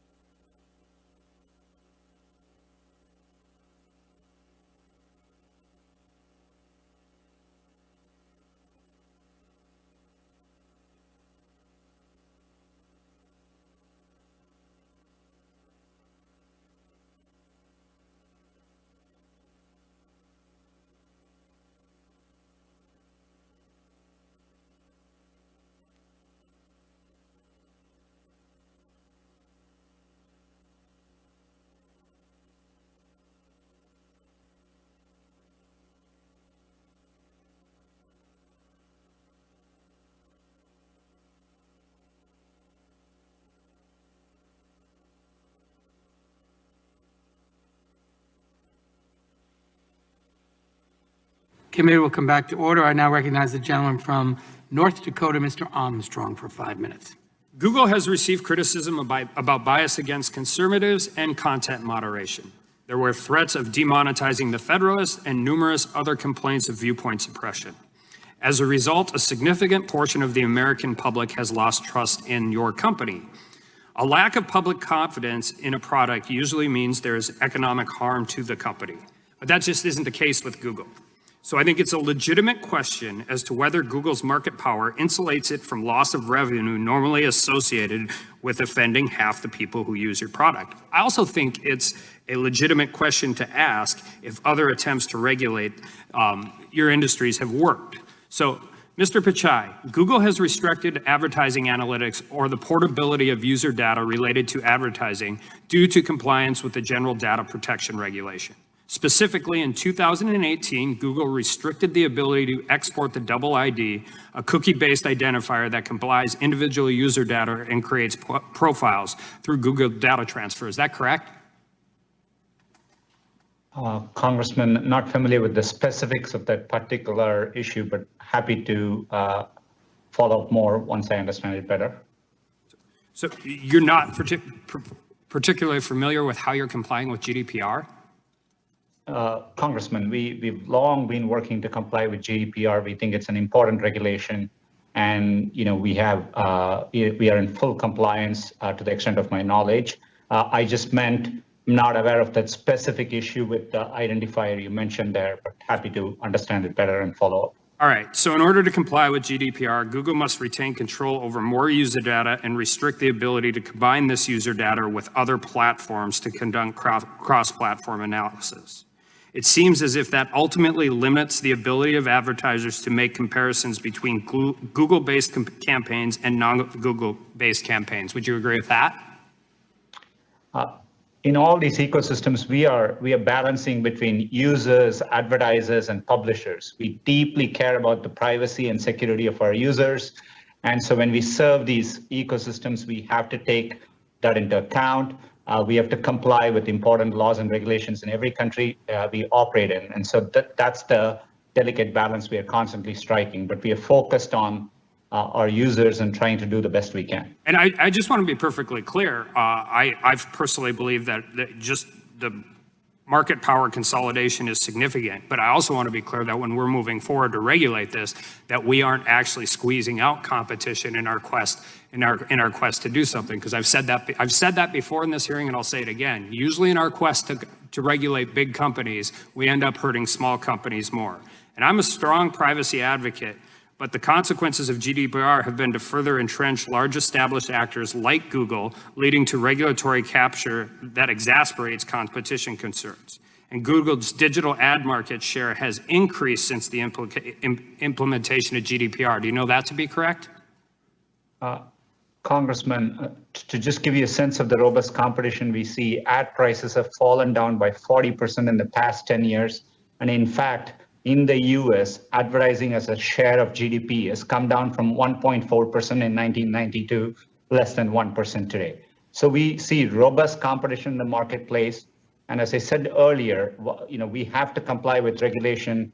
We have to interpret it strictly, and we have to balance the ecosystem. But our utmost care is ensuring privacy and security of our users as we serve these markets. And I'm glad you mentioned privacy, because I would be remiss if I didn't deal with this issue, because it is so relevant. And I think generally speaking, outside of the political issues and the bias assault with all of this, and this is for essentially all four of our witnesses, I think one of our bigger concerns when we talk about data and value, and that data having value and privacy, which is where people really get concerned with how the digital age is moving forward. And there are news reports that law enforcement has made increasing use of what are called geofence warrants. And these geofence warrants allow authorities to compel technology companies to disclose location records for any device in a certain area at a particular time. Court filings suggest that Google received a 1,500% increase in geofence requests from 2017 to 2018, and a 500% increase from 2018 till 2019. And so the Fourth Amendment requires probable cause and specificity, and that's not what these are. These warrants are essentially for any person in an area at a particular time, and geofence warrants require neither. So unless accompanied by particularized information and identifying a subject, geo warrants are essentially general warrants. I believe that the location information should be considered as contents of the Electronic Communications Act under the Stored Communications Act. Do you agree?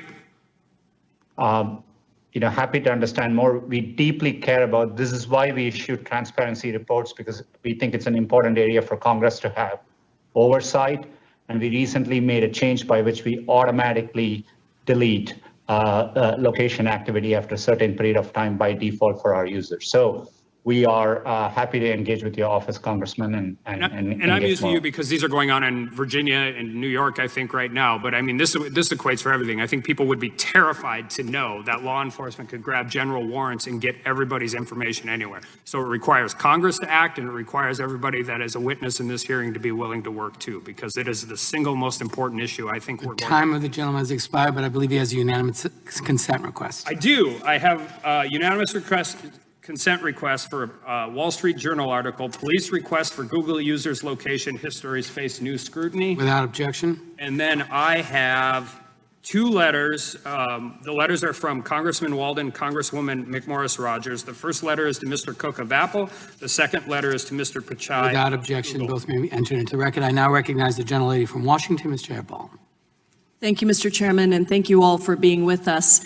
Mr. Bezos, in July 2019, your employee, Nate Sutton, told me under oath in this committee that Amazon does not, quote, use any specific seller data when creating its own private brand product.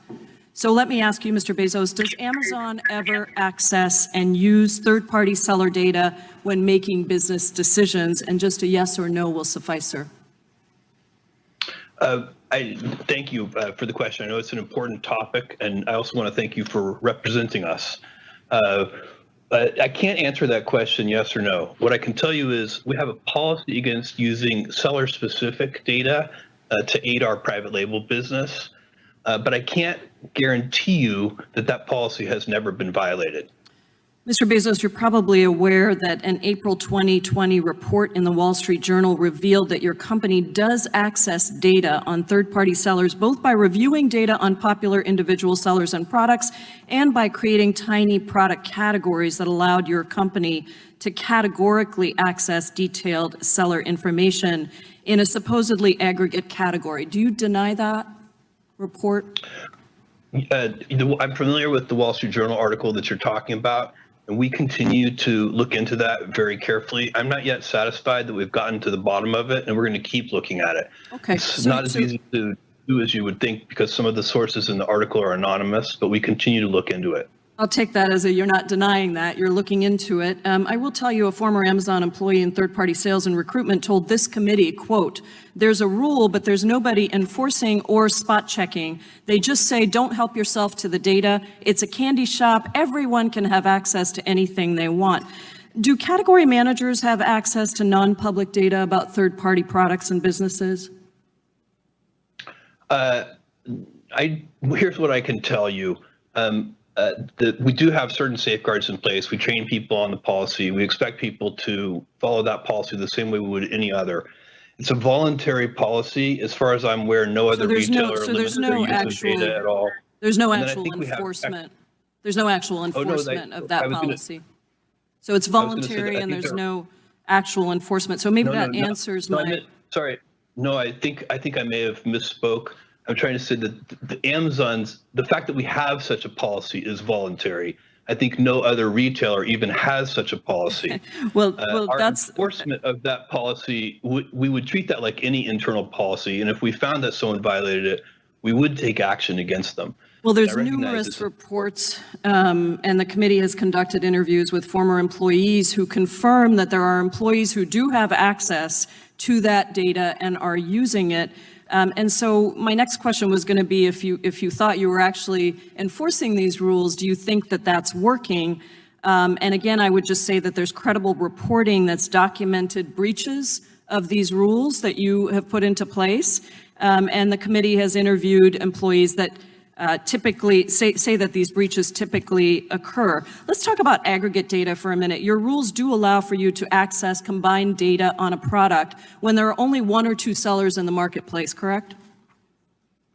Yes, aggregate data is allowed under our policies. That is correct. Okay.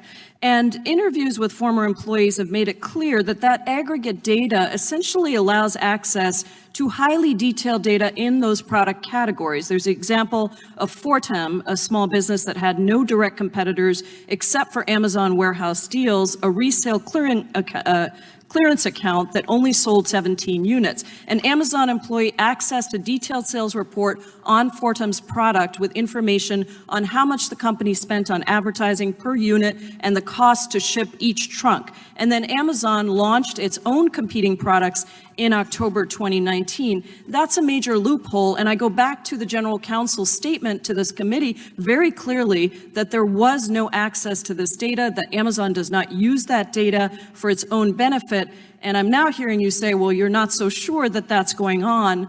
And the issue that we're concerned with here is very simple. You have access to data that far exceeds the sellers on your platforms with whom you compete. You can track consumer habits, interests, even what consumers clicked on but then didn't buy. You have access to the entirety of sellers' pricing and inventory information, past, present, and future, and you dictate the participation of third-party sellers on your platform.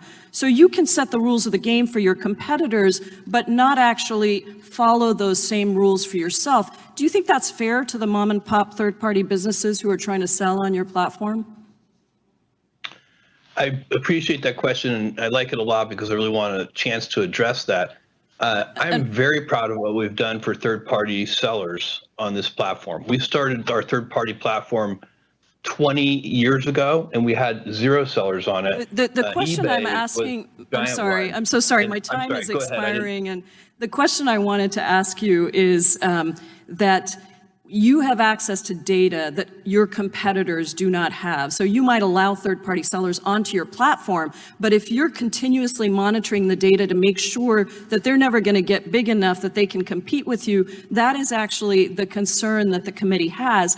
And, you know, I think your company started in my district. I want to thank you for that. I want to thank you for the work that you've done and say that the whole goal of this committee's work is to make sure that there are more Amazons, that there are more Apples, that there are more companies that get to innovate and small businesses get to thrive. And that is what we're trying to get at. That is why we need to regulate these marketplaces so that no company has a platform so dominant that it is essentially a monopoly. Thank you, Mr. Chairman. I yield back. The time of the gentlelady has expired. I just want to remind the witnesses we appreciate the gratitude for the questions and your description of them as good questions, but we'll just assume that they're good questions and you're happy to answer them so we can make sure we're making good use of your time. And with that, I recognize the gentleman from Florida, Mr. Stubbe. Thank you, Mr. Chairman. Mr. Pachai, I'd like to start with you, and I'm just going to illustrate my question with a factual incident that actually occurred to me. Several months ago, my wife called and said, hey, there's a good article on the Gateway Pundit that you should read. So out of curiosity, I was up here in Washington. Out of curiosity, I Googled Gateway Pundit. And it didn't show up on the first page, didn't show up on the second page. There was a bunch of different blogging sites about how there were disagreements with what was on the Gateway Pundit. But I actually had to type in gatewaypundit.com to get to it. Interestingly, Google didn't allow me to get to the actual website. That was a couple of months ago, before this hearing was set to be heard, before this hearing was noticed, before you knew that you would be appearing before us today, and that this is an issue that obviously conservatives and Republicans have had. Last week, after this hearing was noticed, I did the exact same thing here in the Capitol. And wouldn't you know it, I Googled Gateway Pundit, and that was the very first website that came up. Now, this isn't from a constituent in my district. This isn't from somebody telling me. This isn't a news report. I actually physically did this on my laptop here in the Capitol several months ago and then today. So clearly, something had happened between not being notified that you were going to be appearing before our committee And then last week, knowing that you would be appearing before our committee, and suddenly conservative websites are now at the top of the bar when you search for them. So was there anything done at Google between a couple of months ago and last week or the week before you appearing today that has changed your approach to silencing conservative websites? Congressman, we approach our work with a deep sense of responsibility without, in a nonpartisan way. We want to serve all our users, no matter where they are. In fact, it's in our long-term business incentive to do so. And I believe on our platforms, including YouTube, there are more conservative voices than ever before, and we believe in freedom of expression. On the specific issue, I will have to look into it. I obviously wasn't aware of it. We do. It could be a number of reasons. We constantly get reports. So if you're going to look into it for me, can I expect a response from you, say, in the next 2 weeks as to why that occurred? Congressman, we'll do our best to follow up, and I'll engage with your office to okay, we'll follow up on that. I've got a similar question. So I've been in elected politics for almost 10 years. And when I was in the Florida Senate and the state Senate, I never had a problem with my campaign emails being marked as spam or going to junk folders or anything along those lines. And we had 30, 40, 50,000 people on our email list. And suddenly I get elected to Congress, and I'm now up here in Washington, D.C., and my parents who have a Gmail account aren't getting my campaign emails. My supporters, just last week, one of my supporters called me and said, hey, I just want you to know this, that my Gmail account suddenly is taking your campaign emails that I've received for almost 10 years, and suddenly they're going to spam and junk folders. This appears to only be happening to conservative Republicans. I don't see anything in the news or anything in the press or other members on the other side of the aisle talking about their campaign emails getting thrown into junk folders in Gmail. So my question is why is this only happening to Republicans? And it's a fact, it's happening because I can have my supporters testify that they've received my emails for 9 years, and suddenly this last year, all of their Gmail, my campaign emails in their Gmail are going to their spam folder. So if you could give me some clarification on that, I would appreciate it. In Gmail, we are focused on what users want, and users have indicated they want us to organize their personal emails they receive from friends and family separately. And so all we have done is we have a tabbed organization, and the primary tab has emails from friends and family, and the secondary tab has other notifications and so on. These things it was my father who was not receiving now my campaign emails. So clearly that familial thing that you're talking about didn't apply to my emails. Our systems probably are not able to understand that your campaign, that it's your father. Obviously, we don't have that context there. We just apply it neutrally across all organizations and well, what assurances can you give me that there's my time's short. One last question. What assurances can you give me that any bias amongst your employees isn't influencing your spam folder algorithms? Congressman, there's nothing in the algorithm which has anything to do with political ideology, and we do get complaints across the aisle. For example, the World Socialist Review complained in January of this year that their site wasn't found in Google search results, and so we get complaints. We look into it, but we approach our work in a nonpartisan way, and it's in our long-term incentive to serve users across the country. And today, that's why we invest in our radars in 49 states across the U.S. so that we can capture all viewpoints. Thank you. The gentleman's time has expired. I now recognize the gentlelady from Florida, Ms. Demings, for 5 minutes. Thank you so much, Mr. Chairman. And let me just say, just for the record, I'm a Democrat from Florida, and I've heard complaints about my emails going into spam as well. And I'm sure other Democratic members have had the same experiences, unfortunately. Mr. Pakai, in 2007, Google purchased DoubleClick, the leading provider of certain advertising tools. Is that correct? That's correct, Congresswoman. When Google proposed the merger, alarm bells were raised about the access to data Google would have, specifically the ability to connect a user's personal identity with their browsing activity. Google, however, committed to Congress and to the antitrust enforcers that the deal would not reduce user privacy. Google chief legal advisor testified before the Senate Antitrust Subcommittee that Google wouldn't be able to merge this data even if it wanted to, given contractual restrictions. But in June of 2016, Google went ahead and merged this data anyway, effectively destroying anonymity on the internet. Mr. Pakai, you became CEO of Google in 2015, is that correct? That's right. Okay, and this change was made in 2016, is that correct? That's my understanding. Okay, thank you for that. Did you sign off on this decision to combine the sets of data with that Google had told Congress would be kept separate? Congresswoman, any changes we made, Mr. Pakai, with all due respect, please, did you sign off on the decision or not? I reviewed at a high level all important decisions we make. We deeply care about privacy and security of our users. So you signed off on the decision? User consent for. Okay, you signed off on the decision.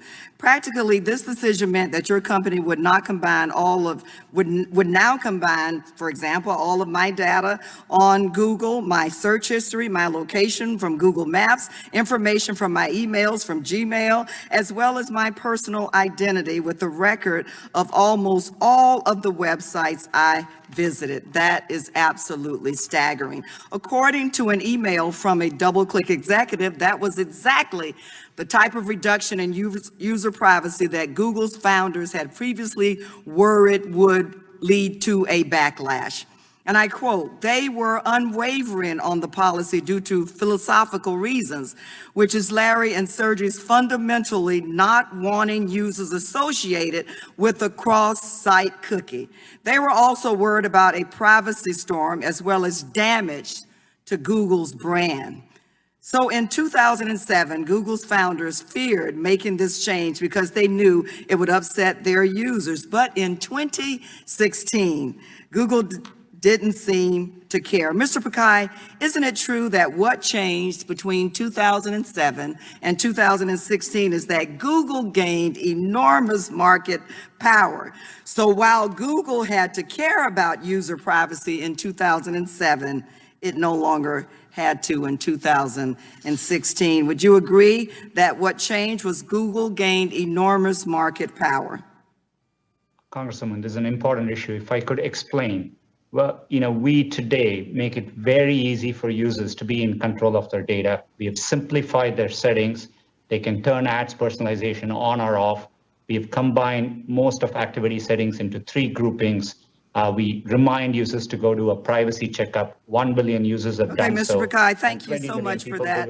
I am concerned that Google's bait and switch with DoubleClick is part of a broader pattern where Google buys up companies for the purposes of surveilling Americans, and because of Google's dominance, users have no choice but to surrender. In 2019, Google made over 80% of its total revenue through selling of ad placement. Is that correct, Mr. Pakai? About 80%? Yeah, okay. And because Google sells behavioral ads targeted to each of us as individuals, the more user data that Google collects, the more money Google can make. More user data means more money. Is that correct?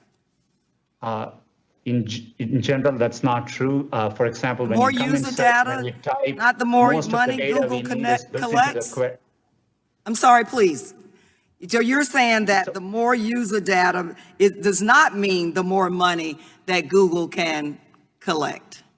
Congresswoman, most of the data today we collect is to help users and provide personalized experiences back. Ad data is Thank you so much, Mr. Pakai. Mr. Chairman, I yield back. Thank the gentlelady. The chair now recognizes the ranking member of the full committee, Mr. Jordan, for 5 minutes. Thank you, Mr. Chairman. Mr. Pachai, is Google going to tailor its features to help Joe Biden in the 2020 election? Congressman, we approach our work, we support both campaigns today. We think political ads is an important part of free speech in democratic societies, and we engage with campaigns, according to law, and we approach our work in a nonpartisan way. It was a yes or no question. Can you assure Americans today you won't tailor your features to help Joe Biden in the upcoming election? We support work that campaigns do. I just want to make sure I understand that. We all do all kinds of online, social media, all kinds of that outreach, that communication. This is a simple question. Can you today assure Americans you will not tailor your features in any way to specifically help one candidate over other? And this, what I'm concerned about is you helping Joe Biden over President Trump. We won't do any work, to politically tilt anything one way or the other. It's against our core values. But you did it in 2016. There's an email in 2016 that was widely circulated amongst the executives at your company that got public, where Ms. Ileana Murillo, head of your multicultural marketing, talks about the silent donation Google made to the Clinton campaign. And you applauded her work. She points that out in the email. I'm just curious, if you did it in 16, I want to make, in spite of the fact you did it in 16, President Trump won. I just want to make sure you're not going to do it again in 2020. Congressman, I recall our conversation at that time, and I appreciate your concern. We didn't find any evidence of such activity. And I took the opportunity after our conversation to reinforce to the company. We realized even an appearance could be improper. So we have clearly communicated to our employees any personal political activity, while that's their right, needs to happen on their own time and resources and should avoid any use of company. Of course, everyone's got their First Amendment rights to campaign for who they want. What they can't do is configure your features to help one candidate over the other. So you might have not have found any evidence, but here's what she wrote to the email to a number of key executives in your company. Quote, we push to get out the Latino vote with our features. Second quote, we push to get out the Latino vote with our features in key states. Seems to me those last three words are the real qualifier here. That's electioneering when you're trying to increase the Latino vote in key states. And she'd already communicated that she was supporting Clinton, that she wanted Clinton to win. So when she talks about increasing the Latino vote, which she assumed was going to help candidate Clinton, and she's doing that in key states. It's one thing if you're going to increase the Latino vote around the country. If you're just a good corporate citizen, you're urging people to vote. It's quite another when you're focusing on in key states. And you know what those key states were? Nevada and Florida, the swing states. So again, I want to make sure this isn't going to happen in 2020. I can assure you that we complied with laws in 2016. As a company, any work we do around elections is nonpartisan. Users do come to us for understanding where polling places are, where to vote, which is the date to vote, what the voting hours are. We are committed to providing that information, and I can assure you that we will approach our work. So Mr. Pichai, here's the question I think is on so many Americans' minds. They saw the list that we read here earlier on in our opening statements, all the things Google has done. Google is siding with the World Health Organization over anyone who disagrees with them, even though the World Health Organization obviously lied to America, obviously shills for China.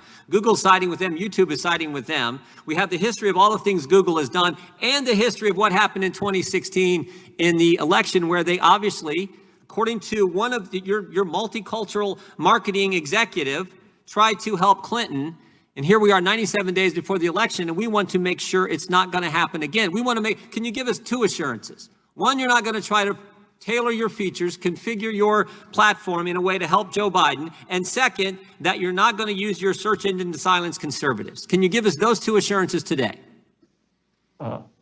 Congressman, on our search engine, conservatives have more access to information than ever before. And we appreciate that. That wasn't the question. Can you assure us today you're not going to try to silence conservatives? And can you assure us today you're not going to try to configure your features as Ms. Murillo said you did for Clinton in 2016? Can you assure us today you're not going to do the same thing for Joe Biden in 2020? You have my commitment. It's always been true, and we'll continue to conduct ourselves in a neutral way. Appreciate it. Yield back. The chair now recognizes the gentlelady from Pennsylvania, Ms. Scanlon. Thank you, gentlemen. I'd like to redirect your attention to antitrust law rather than fringe conspiracy theories. Mr. Bezos, Our investigation. Mr. Chairman, we have the email. There is no Excuse me. It's not your time. Mr. Jordan, you do not have the time. Please be respectful of your when colleague. someone She directly- controls the directly- time. Put your mask on. Put your mask on. Mr. Jordan. Mr. Raskin, Mr. Jordan, you want to you talk do- about masks. Mr. Jordan, Ms. Why is the Scanlon why would the Deputy controls the Secretary of time. Treasury unmask Mr. Michael Flynn's Mr. name, Mr. Scanlon. Raskin? And what I want to know Mr. is, Scanlon, when someone comes don't after my control the motives for time. asking questions, I get a chance to respond. The gentlelady is recognized. Thank you, Mr. Chairman. Mr. Bezos, our investigation uncovered documents that show that Amazon sometimes doesn't play fairly, crossing the line from robust competition to predatory pricing to destroy rivals rather than outcompete them. And let's take the example of Quidsi, which used to own diapers.com and provided online baby care products. In 2009, your team viewed diapers.com as Amazon's largest and fastest growing online competitor for diapers. One of Amazon's top executives said that diapers.com keeps the pressure on pricing on us, and strong competition from diapers.com meant that Amazon was having to work harder and harder so that customers didn't pick diapers.com over Amazon. And the customers we're talking about were hardworking families, single parents with babies, and young children. Now, because diapers.com was so successful, Amazon saw it as a threat. The documents that we've obtained show that Amazon employees began strategizing about ways to weaken this company. And in 2010, Amazon hatched a plot to go after diapers.com and take it out. In an email that I reviewed, and we've got these up on the slides, one of your top executives proposed to you a, quote, aggressive plan to win, end quote, against diapers.com, a plan that sought to undercut their business by temporarily slashing Amazon prices. We saw one of your profit and loss statements, and it appears that in 1 month alone, Amazon was willing to bleed over $200 million in diaper profit losses. Mr. Bezos, how much money was Amazon ultimately willing to lose on this campaign to undermine diapers.com? Thank you for the question. I don't know the direct answer to your question. This is going back in time, I think maybe 10 or 11 years or so. You could give me maybe the dates on those documents. But what I can tell you is that the idea of using diapers and products like that to attract new customers who have new families is a very traditional idea. Sure, well, let's delve into idea, this a neither did little further. diapers.com. I'm sorry, you know I only have a few minutes here, so I just Of want to course. press on. Your own documents make clear that the price war against diapers.com worked, and within a few months it was struggling, and so then Amazon bought it. After buying your leading competitor here, Amazon cut promotions like Amazon.mom and the steep discounts it used to lure customers away from diapers.com, and then increased the prices of diapers for new moms and dads. Mr. Bezos, did you personally sign off on the plan to raise prices after Amazon limited its competition? I don't remember that at all. Thank What I you. remember is that we matched competitive prices, and I believe we followed diapers.com. Again, this is 11 years ago, so you're asking a lot of my memory, but I believe we followed diapers.com. I can also tell you after we bought I understand that. diapers.com, Okay. we put Just more than moving $300 on, million reclaiming into my trying time, to make it sir. successful. I'm sorry.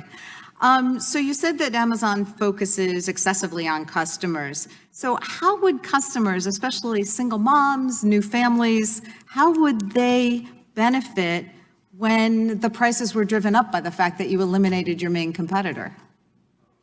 Well, I don't agree, with great respect, I don't agree with the premise. At the same time, you should recognize in context, diapers is a very large product category sold in many, many places, not just Right, at but Amazon this was and the diapers.com. online diaper market. sold Now, at- we do sold have at evidence that drugstores these and predatory. Costco and Kroger I'm sorry, and Mr. Bezos, I Walmart need and to so on. push on here.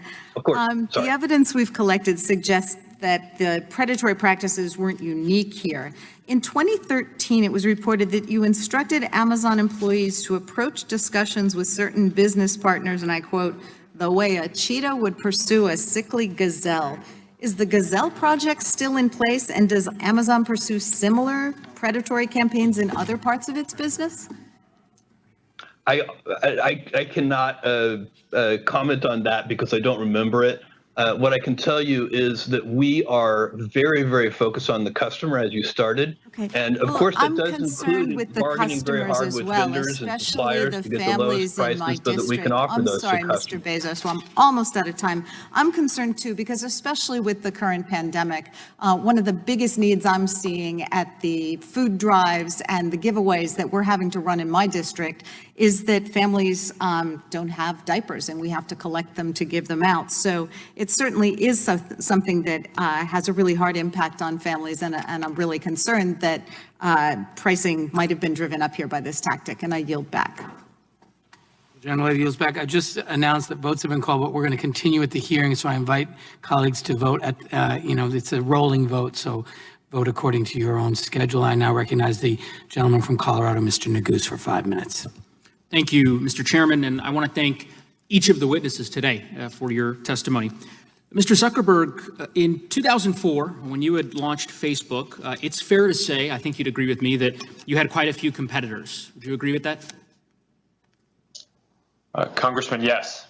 MySpace, Friendster, Google's Orkut, Mixi, Cyworld, Yahoo 360, AOL's Bebo, they were all competitors? Congressman, those were some of the competitors at the time, and it's only gotten a lot more competitive since. Well, let's talk about that, because by 2012, Mr. Zuckerberg, none of those companies that I just identified existed. You're certainly aware of that. They were all basically gone. Facebook, in my view, I think was in a monopoly by then. I wonder whether you would agree with that. I take it you don't. Congressman, that's correct. I don't. We face a lot of competitors in every part of what we do, from connecting with friends privately, to connecting with people in communities, to connecting with all your friends at once, to connecting with all kinds of user-generated content. I mean, I would bet that you or most people here have multiple apps for each of those on your phones. Mr. Zuckerberg, why don't we dig into this a bit further? So you and I clearly disagree about that. In 2012, I'm looking at a document that was produced by Facebook in response to the subcommittee's investigation. It's a presentation prepared for Sheryl Sandberg to deliver to the board of directors of a major telecommunications firm, boasting that, quote, Facebook is now 95% of all social media in the United States. The title of the slide is even, quote, the industry consolidates as it matures. So as I look at that graph, I certainly think most folks would concede that Facebook was a monopoly as early as 2012. But nonetheless, I understand that we disagree on that point. Would you agree with me that Facebook, its strategy since that time, to essentially protect what I describe as a monopoly, but obviously what you would describe as market power, that Facebook has been engaged in purchasing competition, in some cases replicating competition, and in some cases eliminating your competition? Would that be a fair statement? Congressman, the space of people connecting with other people is a very large space. And I would agree that there were different approaches that we took to addressing different parts of that space, but it's all in service of building the best services. And I appreciate that, Mr. Zuckerberg. I appreciate the latter point. It sounds like you are conceding that at least some of those strategies were what I identified. And so I want to talk a little bit about that. In 2014, here's an email. It's from Facebook's current chief financial officer, described the company's acquisition strategy as, quote, a land grab, and saying that we are going to spend 5 to 10% of our market cap every couple of years to shore up our position. And my sense of the facts is that is in fact what has occurred. Facebook, as you conceded earlier that Instagram was a competitor of Facebook's. You acquired Instagram in 2012. Instagram is now the 6th largest social media platform in the world. Is that right? Congressman, I'm not sure what rank it is, but it's certainly grown beyond our I can represent to you that the statistics demonstrate that empirical data shows it's the 6th largest. In 2014, Facebook bought its competitor WhatsApp. Is that correct? Congressman, yes, WhatsApp was also both a competitor and complementary. They competed with us in the space of mobile messaging, which is a growing and important space, and is, again, one part of the global space of how people connect more broadly. Understood. And at that time, WhatsApp had over 400 million monthly users, a clear path towards 1 billion monthly active users. And WhatsApp is now the 2nd largest social media platform in the world, with 2 billion users worldwide, more than Facebook Messenger, and of course, your company owns WhatsApp. Facebook also tried to buy other competitive startups. In fact, as Chairman Nadler noted, you did tell one of Facebook's senior engineers in 2012 that you can, quote, likely just buy any competitive startup, but it'll be a while before we can buy Google. Do you recall writing that email? Congressman, I don't specifically, but it sounds like a joke. Well, I don't take it as a joke. As I review the email, it was in regards to having just closed the Instagram sale. And the response from this individual, this engineer, to you was, quote, well played. Your response was, thanks. One reason people underestimate the importance of watching Google is that we can likely always just buy any competitive startups, but it'll be a while before we can buy Google. And given the purchases that Facebook had made previous to this and the attempted purchases, my understanding is that Facebook made several overtures to Snapchat, for example, which rebuffed those efforts, clearly demonstrates, in my view, that email was not made in jest. But here's why I ask these questions, Mr. Zuckerberg. It strikes me that over the course of the last several years, Facebook has used its market power to either purchase or replicate the competition. And Facebook Messenger, WhatsApp, Instagram are the most now downloaded apps of the last decade. Your company, sir, owns them all. And we have a word for that. That word is monopoly. With that, I would yield back, Mr. Chairman. Thank the gentleman. I now recognize the gentlelady from Georgia, Ms. McBath, for 5 minutes. Thank you, Mr. Chairman. Mr. Bezos, you referred to third-party sellers today as Amazon's partners and that your success depends on their success. But over the past year, we've heard a completely different story. As part of this investigation, we've interviewed many small businesses, and they use the words like bullying, fear, and panic to describe their relationship with Amazon. I'm going to share the story of a small business owner who is also a wife and a mother, so you can understand how this is actually affecting the lives of everyday people and why this truly matters. We were a top bookseller on Amazon.com, and we worked day and night very hard towards growing our business and maintaining a 5-star feedback rating. Most importantly, this business feeds a total of 14 people, which includes 3 children and one 90-year-old granny. And as we grew, we were shrinking Amazon's market share in the textbooks category. So now in retaliation, Amazon started restricting us from selling. They started with a few titles in early 2019, and within 6 months, Amazon systematically blocked us from selling the full textbook category. We haven't sold a single book from the past 10 months or probably more. We were never given a reason. Amazon didn't even provide us with a notice as to why we were being restricted. There was no warning. There was no plan.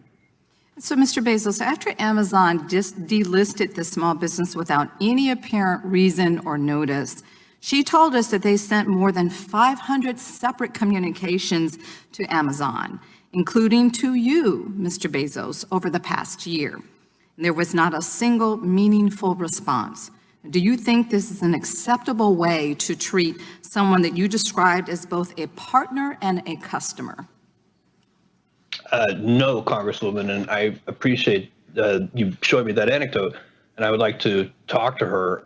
It does not at all to me seem like the right way to treat her, and I'm surprised by that. And it's not the systematic approach that we take, I can assure you.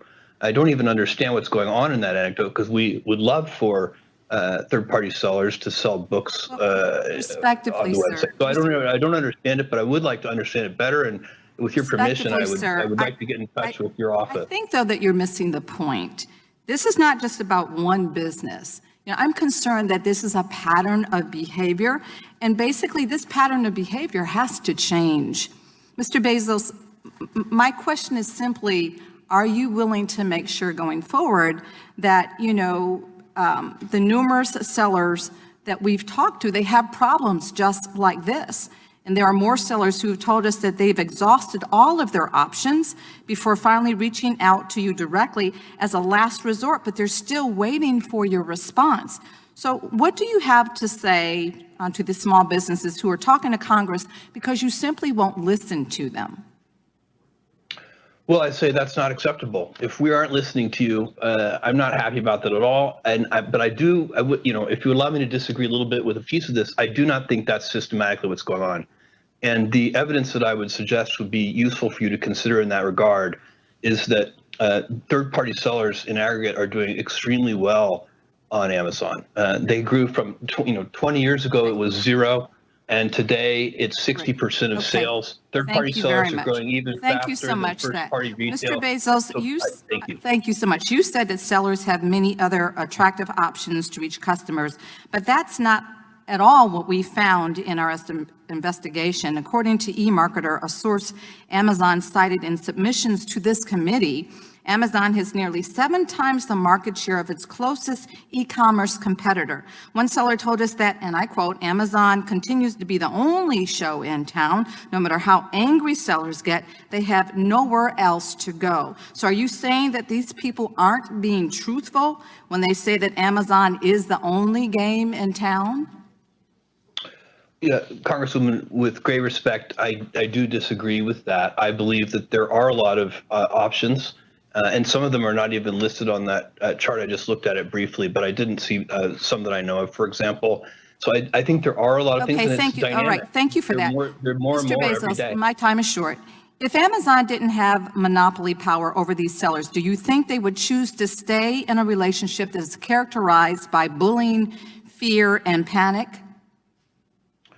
With all respect, Congresswoman, I do not accept the premise of your question. That is not how we operate the business. Okay. All right. And in fact, we work very hard to provide fantastic tools for sellers, and that's why they've been successful. Thank you for that. Mr. Bezos, I'm going to close with giving the bookseller the opportunity to finally be heard by you. Mr. Bezos, we increased our sales on Amazon by 5 times in the past 3 years. And we have contributed that much of proportional seller fees to Amazon. We have contributed that much to your business, to 5 times.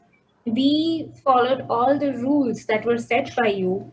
We please, just help us in earning a livelihood. We beg you, there are 14 lives at stake. Please, please, please help us get back on track. With that, I yield back the balance of my time. I thank the gentlelady. We've now concluded our first round. I now recognize myself for 5 minutes.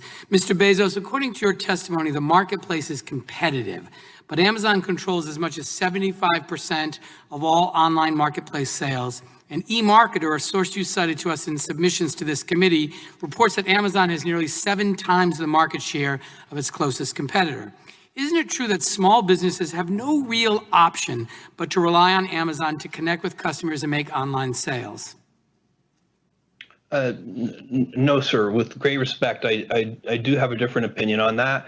I believe there are a lot of options for small sellers. I believe Amazon is a great one, and we've worked very hard. I think we are the best one. Well, we Mr. have Bezos, a lot of different programs that help sellers, but we are not the only option. There are 2.2 million active sellers as of yesterday. About 37% of those sellers rely on Amazon as their sole source of income.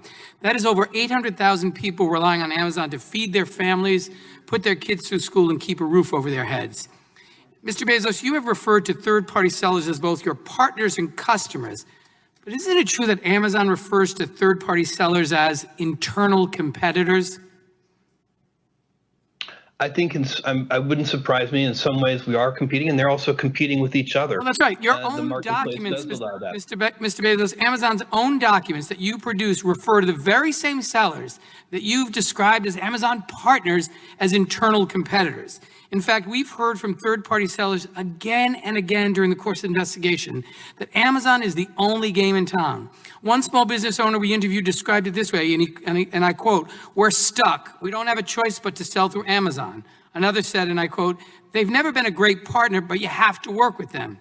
During this investigation, we have heard so many heartbreaking stories of small businesses who sunk significant time and resources into building a business and selling on Amazon, only to have Amazon poach their best-selling items and drive them out of business. So I want to talk to you about one company that really stood out from the rest. I want you to pay close attention to how they described your partnership, Mr. Bezos. We heard from a small apparel company that makes and sells what they call useful apparel for people who work on their feet and with their hands, like construction workers and firefighters. This particular business discovered and started selling a unique item that had never been a top seller for the brand. They were making about $60,000 a year on just this one item. One day they woke up and found that Amazon had started listing the exact same product, causing their sales to go to zero overnight. Amazon had undercut their price, setting it below what the manufacturer would generally allow it to be sold, so that even if they wanted to, they couldn't match the price. Here's how the apparel company described working with Amazon, and I quote, "Amazon strings you along for a while because it feels so good to get that paycheck every week. And in the past, for lack of a better term, we called it Amazon heroin because you just kept going and you had to get your next fix, your next check. But at the end of the day, you find out that this person who was seemingly benefiting you, making you feel good, was just ultimately going to be your downfall," end quote. So Mr. Bezos, this is one of your partners. Why on earth would they compare your company to a drug dealer? Sir, I have great respect for you in this committee, but I completely disagree with that characterization.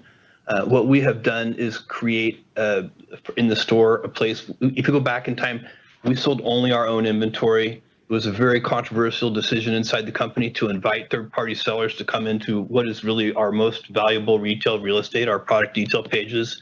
We did that because we were convinced that it would be better for the consumer. It would be better for the customer Bezos, to have all of that selection. And I think we were right, and I think it's worked out well. Reclaiming my time. Unfortunately, this is one of, reclaiming my time, Mr. Bezos. This is one of many small companies that have told us during this year-long investigation that they were mistreated, abused, and tossed aside by Amazon. Now, Mr. Bezos, you say that Amazon is only focused on doing what's best for the customer. You just said it again, and that also third-party sellers. But how is that possible when you compete directly with third-party sellers with your own products that undercut the competition? Isn't it an inherent conflict of interest for Amazon to produce and sell products on its platform that compete directly with third-party sellers, particularly when you, Amazon, sets the rules of the game? Thank you. No, I don't believe it is. We have the consumer is the one ultimately making the decisions. They're making the decisions about what to buy, what price to buy it at, who to buy it from. And what we try to do is make it That's not the question, Mr. Bezos. The question is there an inherent conflict of interest because you are a data company? You know when customers put something in their cart, when they take it out. Traditional brick and mortar stores like a grocery store where competition occurs don't have that. And so I just want to follow up finally on an answer to the question that you gave to Congressman Jayapal. You said that you can't guarantee that the policy of not sharing third-party sellers' data with Amazon's own line hasn't been violated. You couldn't be certain. Can you please explain that to me? Can you list examples of where that policy has been violated? Because it's particularly concerning to me, Mr. Bezos, that shouldn't third parties know for sure that data isn't being shared with your own line, their competitors? Why should a third party seller list their product on Amazon if they're just going to be undercut by Amazon own product as a result of data you take from them? Sir, I think what I want you to understand, and I think is important to understand, is that we have a policy against using individual seller data to compete with our private label products. You couldn't assure Ms. Jayapal that that policy isn't violated routinely. Well, we are investigating that, and I do not want to sit here, and I do not want to go beyond what I know right now. But we are, as a result of that Wall Street Journal article, we are looking at that very carefully, Thank you, and Mr. we want to Bezos. get those facts. And I will surely share them with you. Thank you, and we look forward to that. The evidence we've collected shows that Amazon is only interested in exploiting its monopoly power over the e-commerce marketplace to further expand and protect this power. This investigation makes clear that Amazon's dual role as a platform operator and competing seller on that platform is fundamentally anti-competitive, and Congress must take action. And with that, I recognize the gentleman from Wisconsin, the ranking member of the subcommittee, Mr. Sensenbrenner, for 5 minutes. Mr. Chairman, I think that the history proves that Congress does a poor job in picking winners and losers. And I've looked over a lot of the material that has been assembled. I've been working with the chairman for over a year on this bipartisan investigation. And I have reached the conclusion that we do not need to change our antitrust laws. They have been working just fine. The question here is the question of enforcement of those antitrust laws. Now, we've heard a lot about the Facebook acquisition of Instagram. That happened in 2012. Obama's FTC signed off on that. So regardless of what you think has happened at that time, the fact is that this acquisition did pass the smell test of the regulators involved. Now, maybe they made a mistake or maybe something else happened, I don't know. But the fact is that there is not a problem with the law. Now, back about 35 years ago, AT&T was broken up because it was determined that one-stop shops were monopolistic. And AT&T, because you had to get your long-distance service from your local phone company, that was monopolistic. So the baby bells were spun off. A whole lot has happened since then. There were mergers and acquisitions in the telecom industry. Technology advanced a huge amount. And guess what?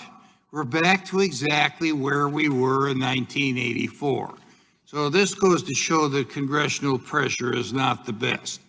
Now, using the AT&T example, which I think was a big flop and counterproductive, let me ask Mr. Bezos, say the AT&T example was applied to Amazon, and you were required to spin stuff off. So you might have no more of a one-stop shop, but you have to go to separate places for books or groceries or videos or electronics. How are the consumers helped by that?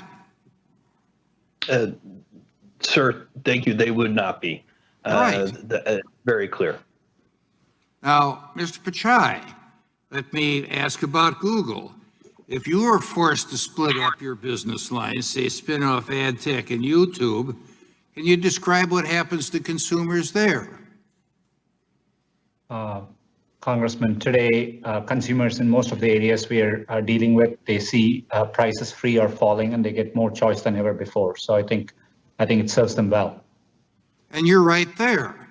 So, I'm not going to be on this committee in the next Congress. I am going to put my feet up and become a senior, quote unquote, statesman. But, let me say that we have heard a whole lot of complaints about big tech. Some of them are political in nature, and I share the complaints and the concern of Mr. Jordan and others. And others talk about allegedly anti-competitive activity.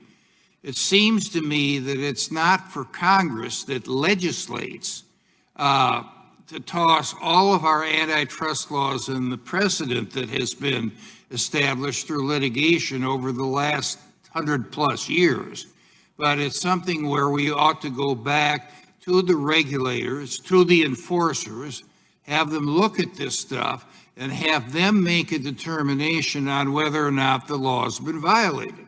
I think the law's good on that, and we don't need to throw it all in the wastebasket. But there are some matters of concern that we have heard from both sides of the aisle that I think need to be addressed. And if it requires an agency like the FTC to say that they've made mistakes in the past, so be it. We're all human, we all make mistakes, and even government agencies do that. I yield back. Gentleman yields back. I now recognize the gentlelady from Washington, Ms. Jayapal. Thank you, Mr. Chairman. Mr. Zuckerberg, in March of 2012, you suggested by email to your management team that moving faster and copying other apps could, quote, prevent our competitors from getting footholds. Sheryl Sandberg responded that, quote, it is better to do more and move faster, especially if that means you don't have competitors build products that take some of our users. Facebook's product management director added that, quote, I would love to be far more aggressive and nimble in copying competitors. Has Facebook ever taken steps to prevent competitors from getting footholds by copying competitors? Congresswoman, I view it as our job to understand what people are finding valuable in all of the services that they use. And certainly if someone... Do you copy your competitors? Congresswoman, we've certainly adapted features that others have led in, as have others copied and adapted features that... I'm not concerned about others. I'm just asking you, Mr. Zuckerberg, since March of 2012, after that email conversation, how many competitors did Facebook end up copying? Congresswoman, I can't give you a number of companies. Is it less than 5? Congresswoman, I don't know. Less than 50? Any estimates? Your team was making a plan. How did it play out? Congresswoman, I'm not sure I agree with the premise here. Our job is to make sure that we build the best services for people to connect with all the people they care about. And a lot of that is done by innovating and by building new things that are leading the way internally. Thank you, Mr. Zuckerberg. Let me go on. Has Facebook ever threatened to clone the products of another company while also attempting to acquire that company? Congresswoman, not that I recall. And I'd like to just remind you that you are under oath, and there are quotes from Facebook's own documents. Prior to acquiring Instagram, Facebook began developing a similar product called Facebook Camera, correct? Congresswoman, that's correct. I've said multiple times that we were competing in the space of building mobile cameras with Instagram. That's what they did at the time. Their competitive set was companies like what we were building with Facebook Camera and ViscoCam and PicPlease. Thank you, Mr. Zuckerberg. Did you ever use this very similar Facebook Camera product to threaten Instagram's founder, Kevin Systrom? Congresswoman, I'm not sure what you would mean by threaten. I think it was public that we were building a camera app at the time. That was a well-documented thing. Let me tell you that, in a chat, you told Mr. Systrom that Facebook was, quote, developing our own photo strategy, so how we engage now will also determine how much we're partners versus competitors down the line. Instagram's founder seemed to think that was a threat. He confided in an investor at the time that he feared that you would go into, quote, destroy mode if he didn't sell Instagram to you. So let's just recap. Facebook cloned a popular product, approached the company you identified as a competitive threat, and told them that if they didn't let you buy them up, there would be consequences. Were there any other companies that you used the same tactic with while attempting to buy them? Congresswoman, I want to respectfully disagree with the characterization. I think it was clear that this was a space that we were going to compete in one way or another. I don't view those conversations as a threat in any way. I'm just using the documents and the testimony that the committee has collected from others. Did you warn Evan Spiegel, the founder of Snapchat, that Facebook was in the process of cloning the features of his company while also attempting to buy Snapchat? Congresswoman, I don't remember those specific conversations, but that was also an area where it was very clear that we were going to be building something. People want to be able to communicate privately. They want to be able to communicate with all their friends at once. And we're going to make sure that we build the best products in all of the spaces that we can around helping people stay connected with the people they care about. I appreciate that, Mr. Zuckerberg. I think the question again here is, when the dominant platform threatens its potential rivals, that should not be a normal business practice. Facebook is a case study, in my opinion, in monopoly power because your company harvests and monetizes our data, and then your company uses that data to spy on competitors and to copy, acquire, and kill rivals. You've used Facebook's power to threaten smaller competitors and to ensure that you always get your way. These tactics reinforce Facebook's dominance, which you then use in increasingly destructive ways. So Facebook's very model makes it impossible for new companies to flourish separately, and that harms our democracy, it harms mom and pop businesses, and it harms consumers. Mr. Chairman, I yield back. The gentlewoman yields back. The gentleman from Colorado, Mr. Buck, is recognized for 5 minutes. Thank you, Mr. Chairman. Mr. Bezos, thank you for being here today. I'm concerned that you've used Amazon's dominant market position to unfairly harm competition. We've heard from a number of companies that Amazon uses proprietary data from third-party companies to launch its own private label products, meets with startups to discuss investing in the product, and then uses the proprietary data from these meetings to create its own private label products, allows the sale of counterfeit items through its web platform. During this subcommittee's field hearing in Boulder this January, PopSocket's CEO and inventor David Barnett detailed how Amazon allowed counterfeit products to appear on Amazon's marketplace ahead of PopSocket's products. Mr. Barnett told CNBC that PopSockets found at least 1,000 counterfeit products for sale on Amazon's marketplace, which Amazon allegedly failed to remedy until PopSockets agreed to a nearly $2 million marketing deal with Amazon. We've also seen troubling reports in the Wall Street Journal detailing Amazon's use of third-party sellers' proprietary data to develop and market its own competitive private label products. The Wall Street Journal also reported last week that Amazon's venture capital fund used meetings with unsuspecting startup companies to gain access to secret proprietary product information and financial details. Amazon then reportedly used that information to launch competing products, often disastrous results for the original startup company. There are many examples of this behavior, but one allegation in the journal's reporting sticks out in particular. In 2011, Amazon contacted Vocalife, LLC's inventor, about the possibility of investing in the speech detection technology. Vocalife's founder accepted the meeting, thinking this was the company's big break. After displaying Vocalife's microphone technology and providing proprietary information, including engineering data, to Amazon employees, the relationship came to an abrupt halt. Amazon employees allegedly stopped responding to emails before the technology eventually found its way into the Amazon's Echo device. These allegations are serious, especially because the size and scope of these practices couldn't happen without Amazon's monopolistic control of the marketplace.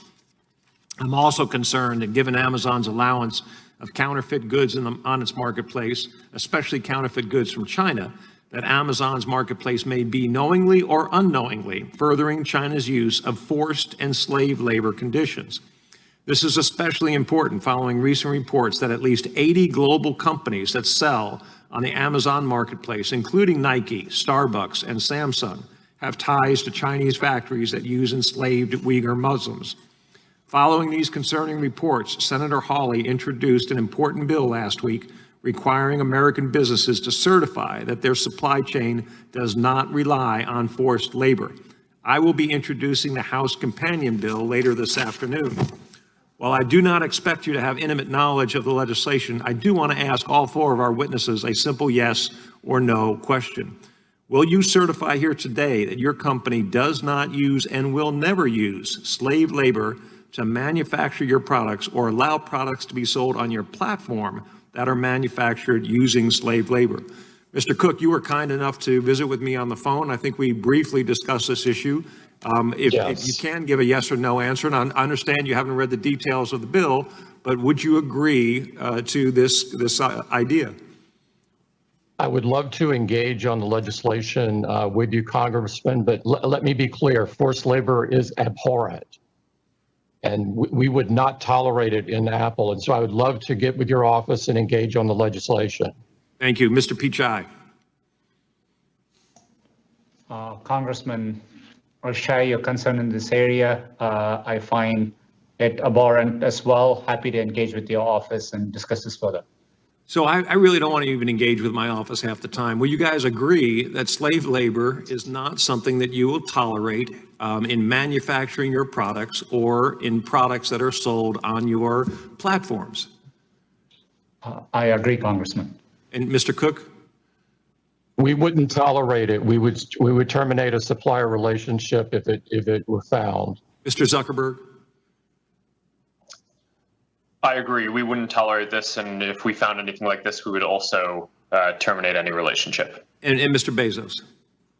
Yes, I agree completely. Great. Thank you very much, gentlemen, and I yield back. I thank the gentleman. I now recognize the gentleman from Maryland, Mr. Raskin, for 5 minutes. Thank you, Mr. Chairman. I want to thank Mr. Buck for that excellent line of questioning and for the upcoming legislation. I look forward to joining that. We want in the 19th century, we had the robber barons. In the 21st century, we got the cyber barons. And we want to make sure that the extraordinary power and wealth that you've been able to amass is not used against the interests of democracy and human rights around the world, and not against the interests of a free market at home. So, Mr. Bezos, let me turn to you. I'm interested in the role that you play as a gatekeeper. A lot of consumers want to know when the HBO Max app will be available on your Fire device, and I understand that negotiations are ongoing, but that your company is not only asking for financial terms, but also for content from Warner Media. Is that right, and is that a fair way to proceed? In other words, is it fair to use your gatekeeper status role in the streaming device market to promote your position as a competitor in the video streaming market with respect to content? I'm not familiar with the details of those negotiations. As you said, they're underway right now. I predict that the companies will eventually come to an agreement.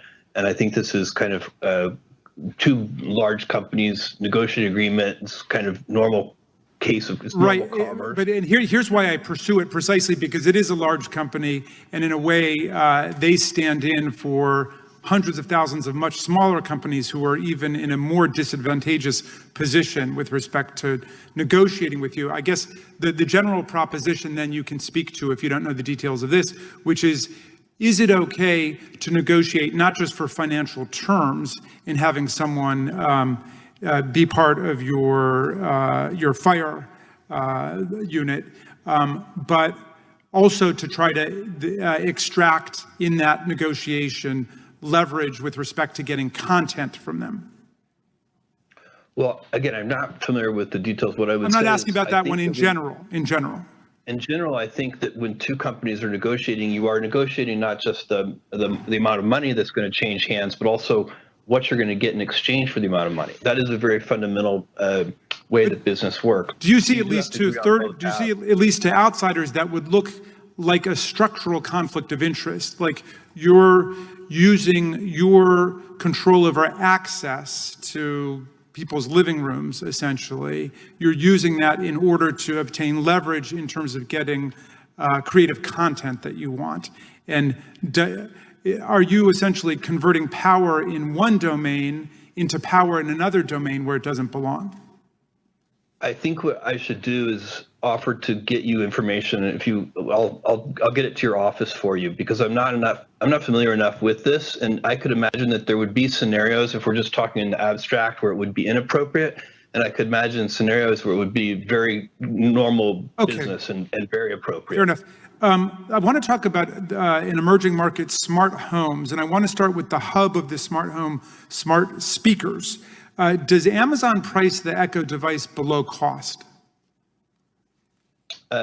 Not its list price, but it's often on promotion, and sometimes when it's on promotion, it may be below cost, yes. Well, several other companies did tell us, in fact, that Amazon is pricing Echo devices way below cost, making it nearly impossible for them to compete, and aggressively discounting Alexa-enabled speakers as a strategy to own the smart home. Like many markets we've heard about today, smart speakers with voice assistants like Alexa, along with the myriad of smart home appliances that Alexa can interact with, make up the next ecosystem or platform for tech companies to lock in customers. Would you say the smart home market, for which the Echo Ring security system and other smart devices operate, is a winners take all market? Yes or no? No, I wouldn't, especially if we're able to succeed at what we want, which is we would like our vision for this is that smart home speakers should answer to different wake words. So, when considering the acquisition of on a case by case basis, and I think in that, just to Phoenix, I think it's important, if we could achieve that, then I think you would get really good behavior on the part of competitive voice agents helping you. When you were looking at acquiring Ring, you wrote to your executive team, quote, "We're buying market position, not technology, and that market position and momentum is very valuable." So if smart homes are not a market with lock-in effects, why would a leading market position and momentum be so very valuable? Sir, market position is valuable in almost any business, and it's one of the primary things that one would look at in an acquisition. There are multiple reasons that we might buy a company. Sometimes we're trying to buy some technology or some IP. Sometimes it's a talent acquisition. But the most common case is market position, that the company has traction with customers, they've built a service, maybe they were the first mover.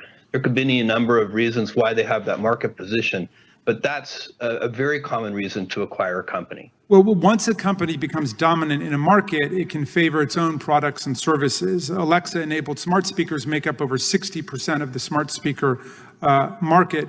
Mr. Bezos, when I ask Alexa to play my favorite song, Prime Music is the default music player. Is that right? I think that's true if you're a Prime member, yes.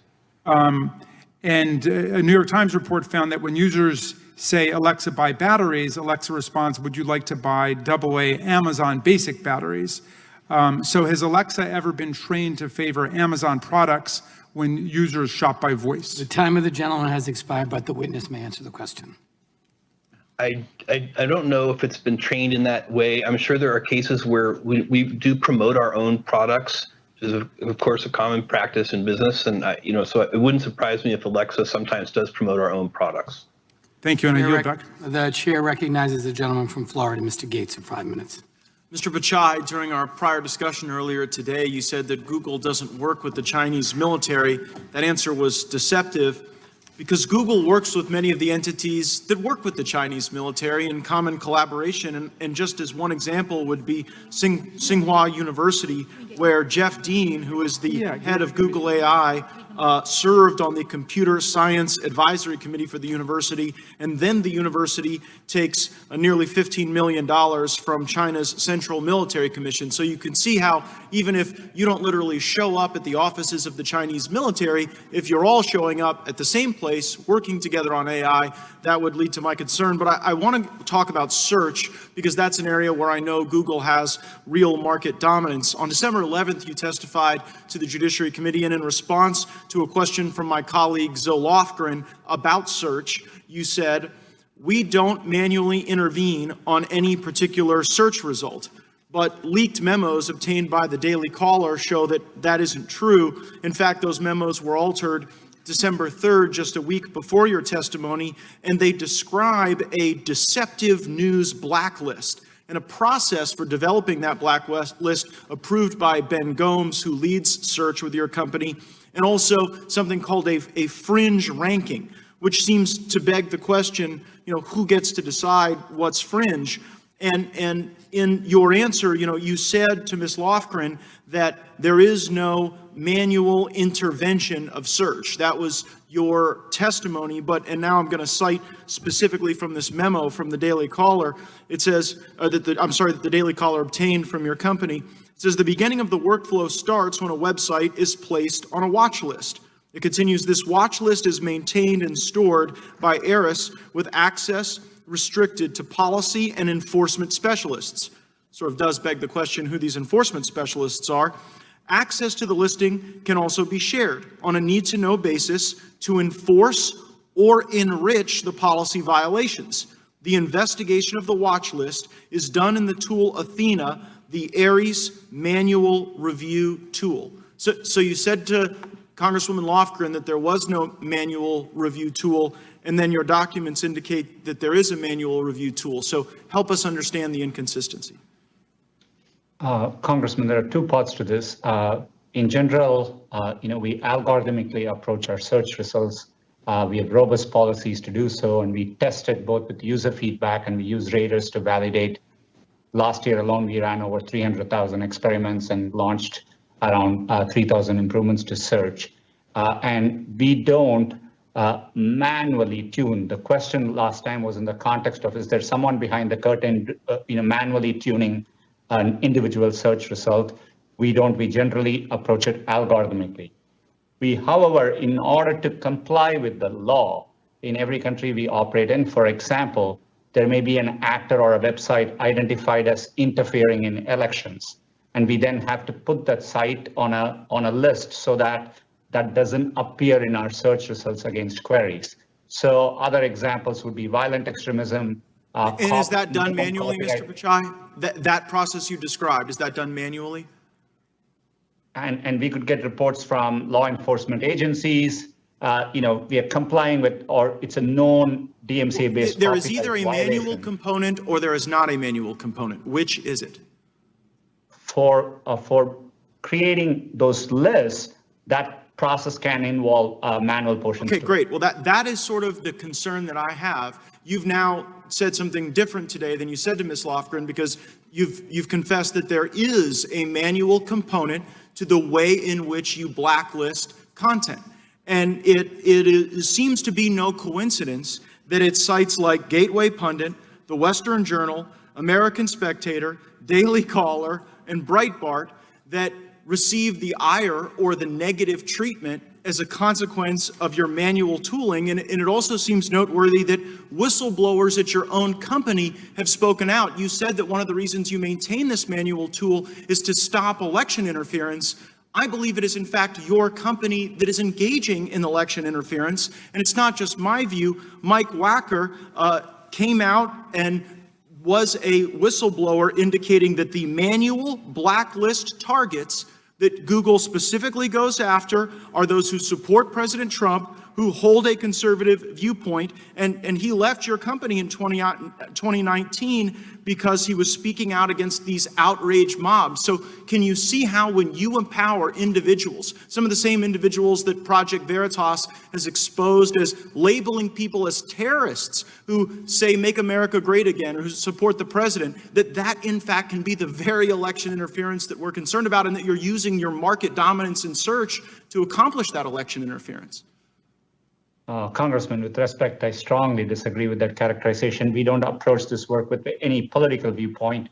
We do that to comply with law, known copyright violations, very in narrow circumstances, and we have to do that to comply with the law. And in many cases, those requests can come from law enforcement agencies. Your own employees are saying you're doing it for a different reason. Your own employees are saying it's political bias. I yield back. Thank you, Mr. And I'm sorry, may I be recognized for unanimous consent request? Yes. Mr. Chairman, just given the productivity of our discussion, I'd request that we be permitted a third round of questioning. Without objection. I now recognize the chairman of the full committee, Mr. Nadler. Yeah. The documents prove that the news and journalism industry in this country are an economic freefall. Over 200 counties in America no longer have a local newspaper, and tens of thousands of journalists have been laid off in recent years. The reason journalism is in freefall is that Google and Facebook now capture the vast majority of digital ad revenue. Although news publishers produce valuable content, it is Google and Facebook that increasingly profit off their content. Publishers have told us that Google and Facebook maintain their dominance in these markets in part through anti-competitive conduct, as well as conflict of interest.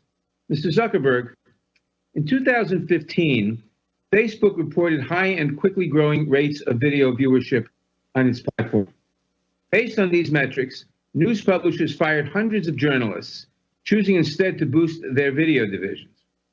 In 2018, it was discovered that Facebook had inflated these metrics and had known about the inaccuracies several years before Facebook publicly disclosed this. Mr. Zuckerberg, did you know that these metrics were inflated before they were publicly released? Congressman, no, I did not. And we regret that mistake and have put in place a number of other measures since then to make sure that we... And do you realize the harm that this caused journalists across the country?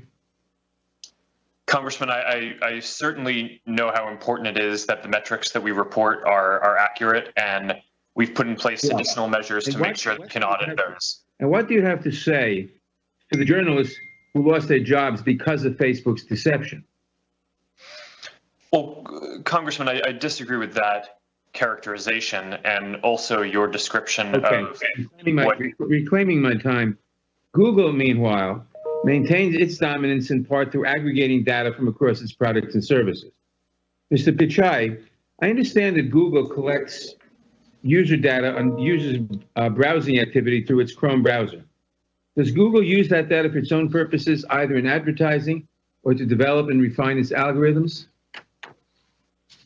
Mr. Chairman, we do use data to improve our products and services for our users. Anytime we do it, we believe in giving users choice, control, and transparency. We make it very clear, and we give them simplified settings to choose how they like the data. And so you do use the data that you get from these companies for your purposes. My understanding was whether we use data in general to improve our products and services, and we do use data to show ads, but we give users the choice. They can turn ads personalization on or off. Now, this obviously, the use of this data from all these companies gives you a tremendous advantage over them and over any competitor. Does the ability to make money in any way affect Google's algorithm in terms of what news appears in a typical user's search results? The way we rank our search results, we don't take into account commercial relationship that we have. Okay. But Facebook and Google have gravely threatened journalism in the United States. Reporters have been fired, local newspapers have been shut down, and now we hear that Google and Facebook are making money over what news they let the American people see. This is a very dangerous situation.